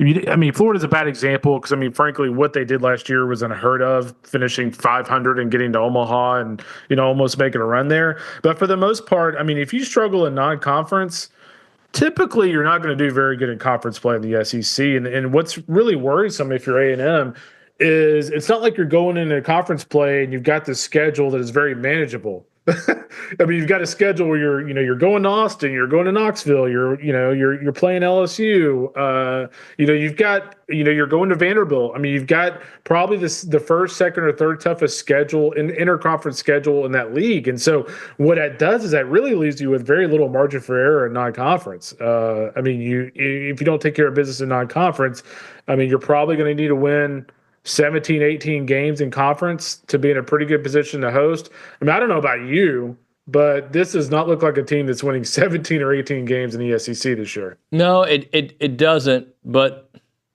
can you name one area of A&M's baseball team outside of starting pitching, at least your weekend rotation, that has met expectations or exceeded expectations? Not at all. I mean, offensively, obviously, I mean, not even close. I mean, for this team to be, and I was just looking at it a minute ago. I mean, for this team to be sitting at dead last, I mean, this team is dead last in the SEC in hitting right now. And I mean, it's not like they've even played a tough schedule. They haven't. They've played a very, very average to below average non-conference schedule, and they are last in the SEC. A&M is last in the SEC in hitting. A&M is 11th in the SEC in pitching, most of that because of the bullpen at times. A&M is last in the SEC in fielding, and by a pretty decent clip. It's 11 percentage points that they're behind the 15th place team, Missouri. So I will say this. You can have a really good offense all you want, which they don't even have right now. You can have a good pitching staff all you want, which they have really good starting pitching. That's the one thing that gives me a little bit of hope with this team if you're A&M. But if you don't play defense in modern college baseball and you don't play defense in this conference, I mean, I don't care who you are, you're screwed. So, Kendall, offensively, I know they're not there. I know, right? But there's a part of me that's like, maybe we're overreacting. I don't think we're overreacting, but maybe we're overreacting. I really don't think you're overreacting. I'm not. I've been doing this since 2000. I'm not saying, you need to be making sweeping coaching changes in the middle of March and things like that. But what I'm saying, I think people that are very concerned with what they're seeing, I think is very legitimate. Well, I guess my point to that is in my heart, I feel like this offense will take off at some point. Maybe not to the historic numbers that we expected before the season based on everybody playing to their averages, right? But at some point, I feel like this offense is going to get figured out somewhat. And if you have that starting rotation and you have the offense, and I know I'm throwing a lot of ifs, they can make something out of the season, right? Just based on those two areas. You definitely can. I am with you. I think the offense will be fun. I think once you get Caden Sorrell back, potentially for Alabama in a couple weeks, I think that'll stabilize some things. Ultimately, though, I think what this comes down to, again, you're in a conference to where even if you have an elite offense, you have elite starting pitching, guess what happens? Tennessee, LSU, Texas, Mississippi State, all these teams, for the most part, play pretty good defense. And so the separator is going to be defensively. What will determine A&M's success the next couple of months is, can they avoid having games where they have 4 and 5 errors? I mean, so I only watched some of the different clips from last night, but I mean, it looked like some of the errors were just like, I mean, it's stuff that some of these guys should be doing in their sleep. And yet, you have a drop fly ball in left field. I mean, just stuff that should not be happening for one of the nation's best teams. And so if they don't improve their defense, I mean, I don't think it's going to matter if they hit better or if they continue to do really well in the starting rotation. I really don't. Offensively, though, Michael Early was their hitting coach, right? So yeah, what's different? Yeah, I mean, so here's the thing about that is, somebody asked me about that the other day, and I didn't want to go on Twitter and have this discussion because I know what it turns into. It turns into A&M and Texas fans fighting. So the thing about what people don't understand is Early is a hitting guru and he's a hitting coach, but Jim ultimately ran the offense in game from a managerial standpoint. So I'm not saying that Mike can't do that, but what I'm saying is it's not like Mike just ran everything with the offense on the previous staff. So he is the hitting coach, but he wasn't necessarily, the offensive coordinator in game. And so I'm not saying because Jim's gone, they can't suddenly hit. But what I'm saying there is a difference. He's adding a responsibility to his plate beyond what his previous role was from an offensive standpoint. So I'm just going to throw this out there. Mike Elko this year is taking over the defense, right? Jay Bateman's still there. Jay Bateman's going to have his hands in certain areas, obviously. Yeah. So does Early maybe take more of a bigger role with the offense? He potentially could. I mean, that's the struggle you have as a head coach, right? Is like, I've got to give all these guys more attention, but I don't want to act like I'm only coaching one thing. I will say this to give you a college baseball example of this. I was talking to Kirk Sarloos at TCU, their head coach, in the fall.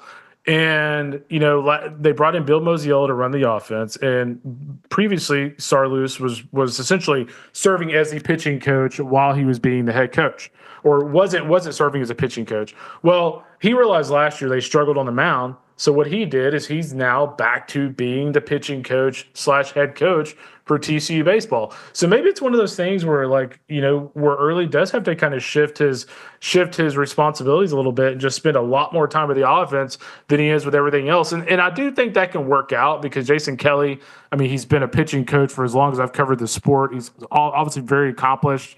He can handle the pitching staff. So I do think he's going to have to do that because he doesn't really have a choice at this point. I will say this about the pitching staff real quick. I do feel like when Stewart comes back, that'll stabilize things a little bit. I thought he was going to be back in a couple of weeks. I mean, I saw him in a knee brace over the weekend in Houston. Honestly, it didn't look like he was walking all that great. But I mean, once he comes back, I think the pitching staff will be fine overall. But again, my concern here is the offense and the defense. I think the pitching's fine down the road. Kendall, I appreciate it, man. We'll talk to you next week, and thanks for coming on a little bit late. Thank you. Appreciate you. Kendall Rogers, D1Baseball here on TexAgs Live. All right, that's going to do it for the program. Tomorrow on the show, we've got, I believe, Logan Lee. I believe we've got Stephen McGee. I believe we have Michael Early. I believe we have Richard Zane. I believe we have AT, Aaron Torres. Trev Alberts will be in studio for the first time, making his first appearance on TexAgs Live, 10 o'clock tomorrow morning with Billy Liucci. I don't know if I'm allowed to tell the people that, but I'm telling the people that, right? And after that, unfortunately or fortunately, depending on what, I think fortunately, after an Aggie win, the fan show guys. We'll have those guys tomorrow on the program. That's going to do it for TexAgs Live on a Wednesday. We'll see you mañana.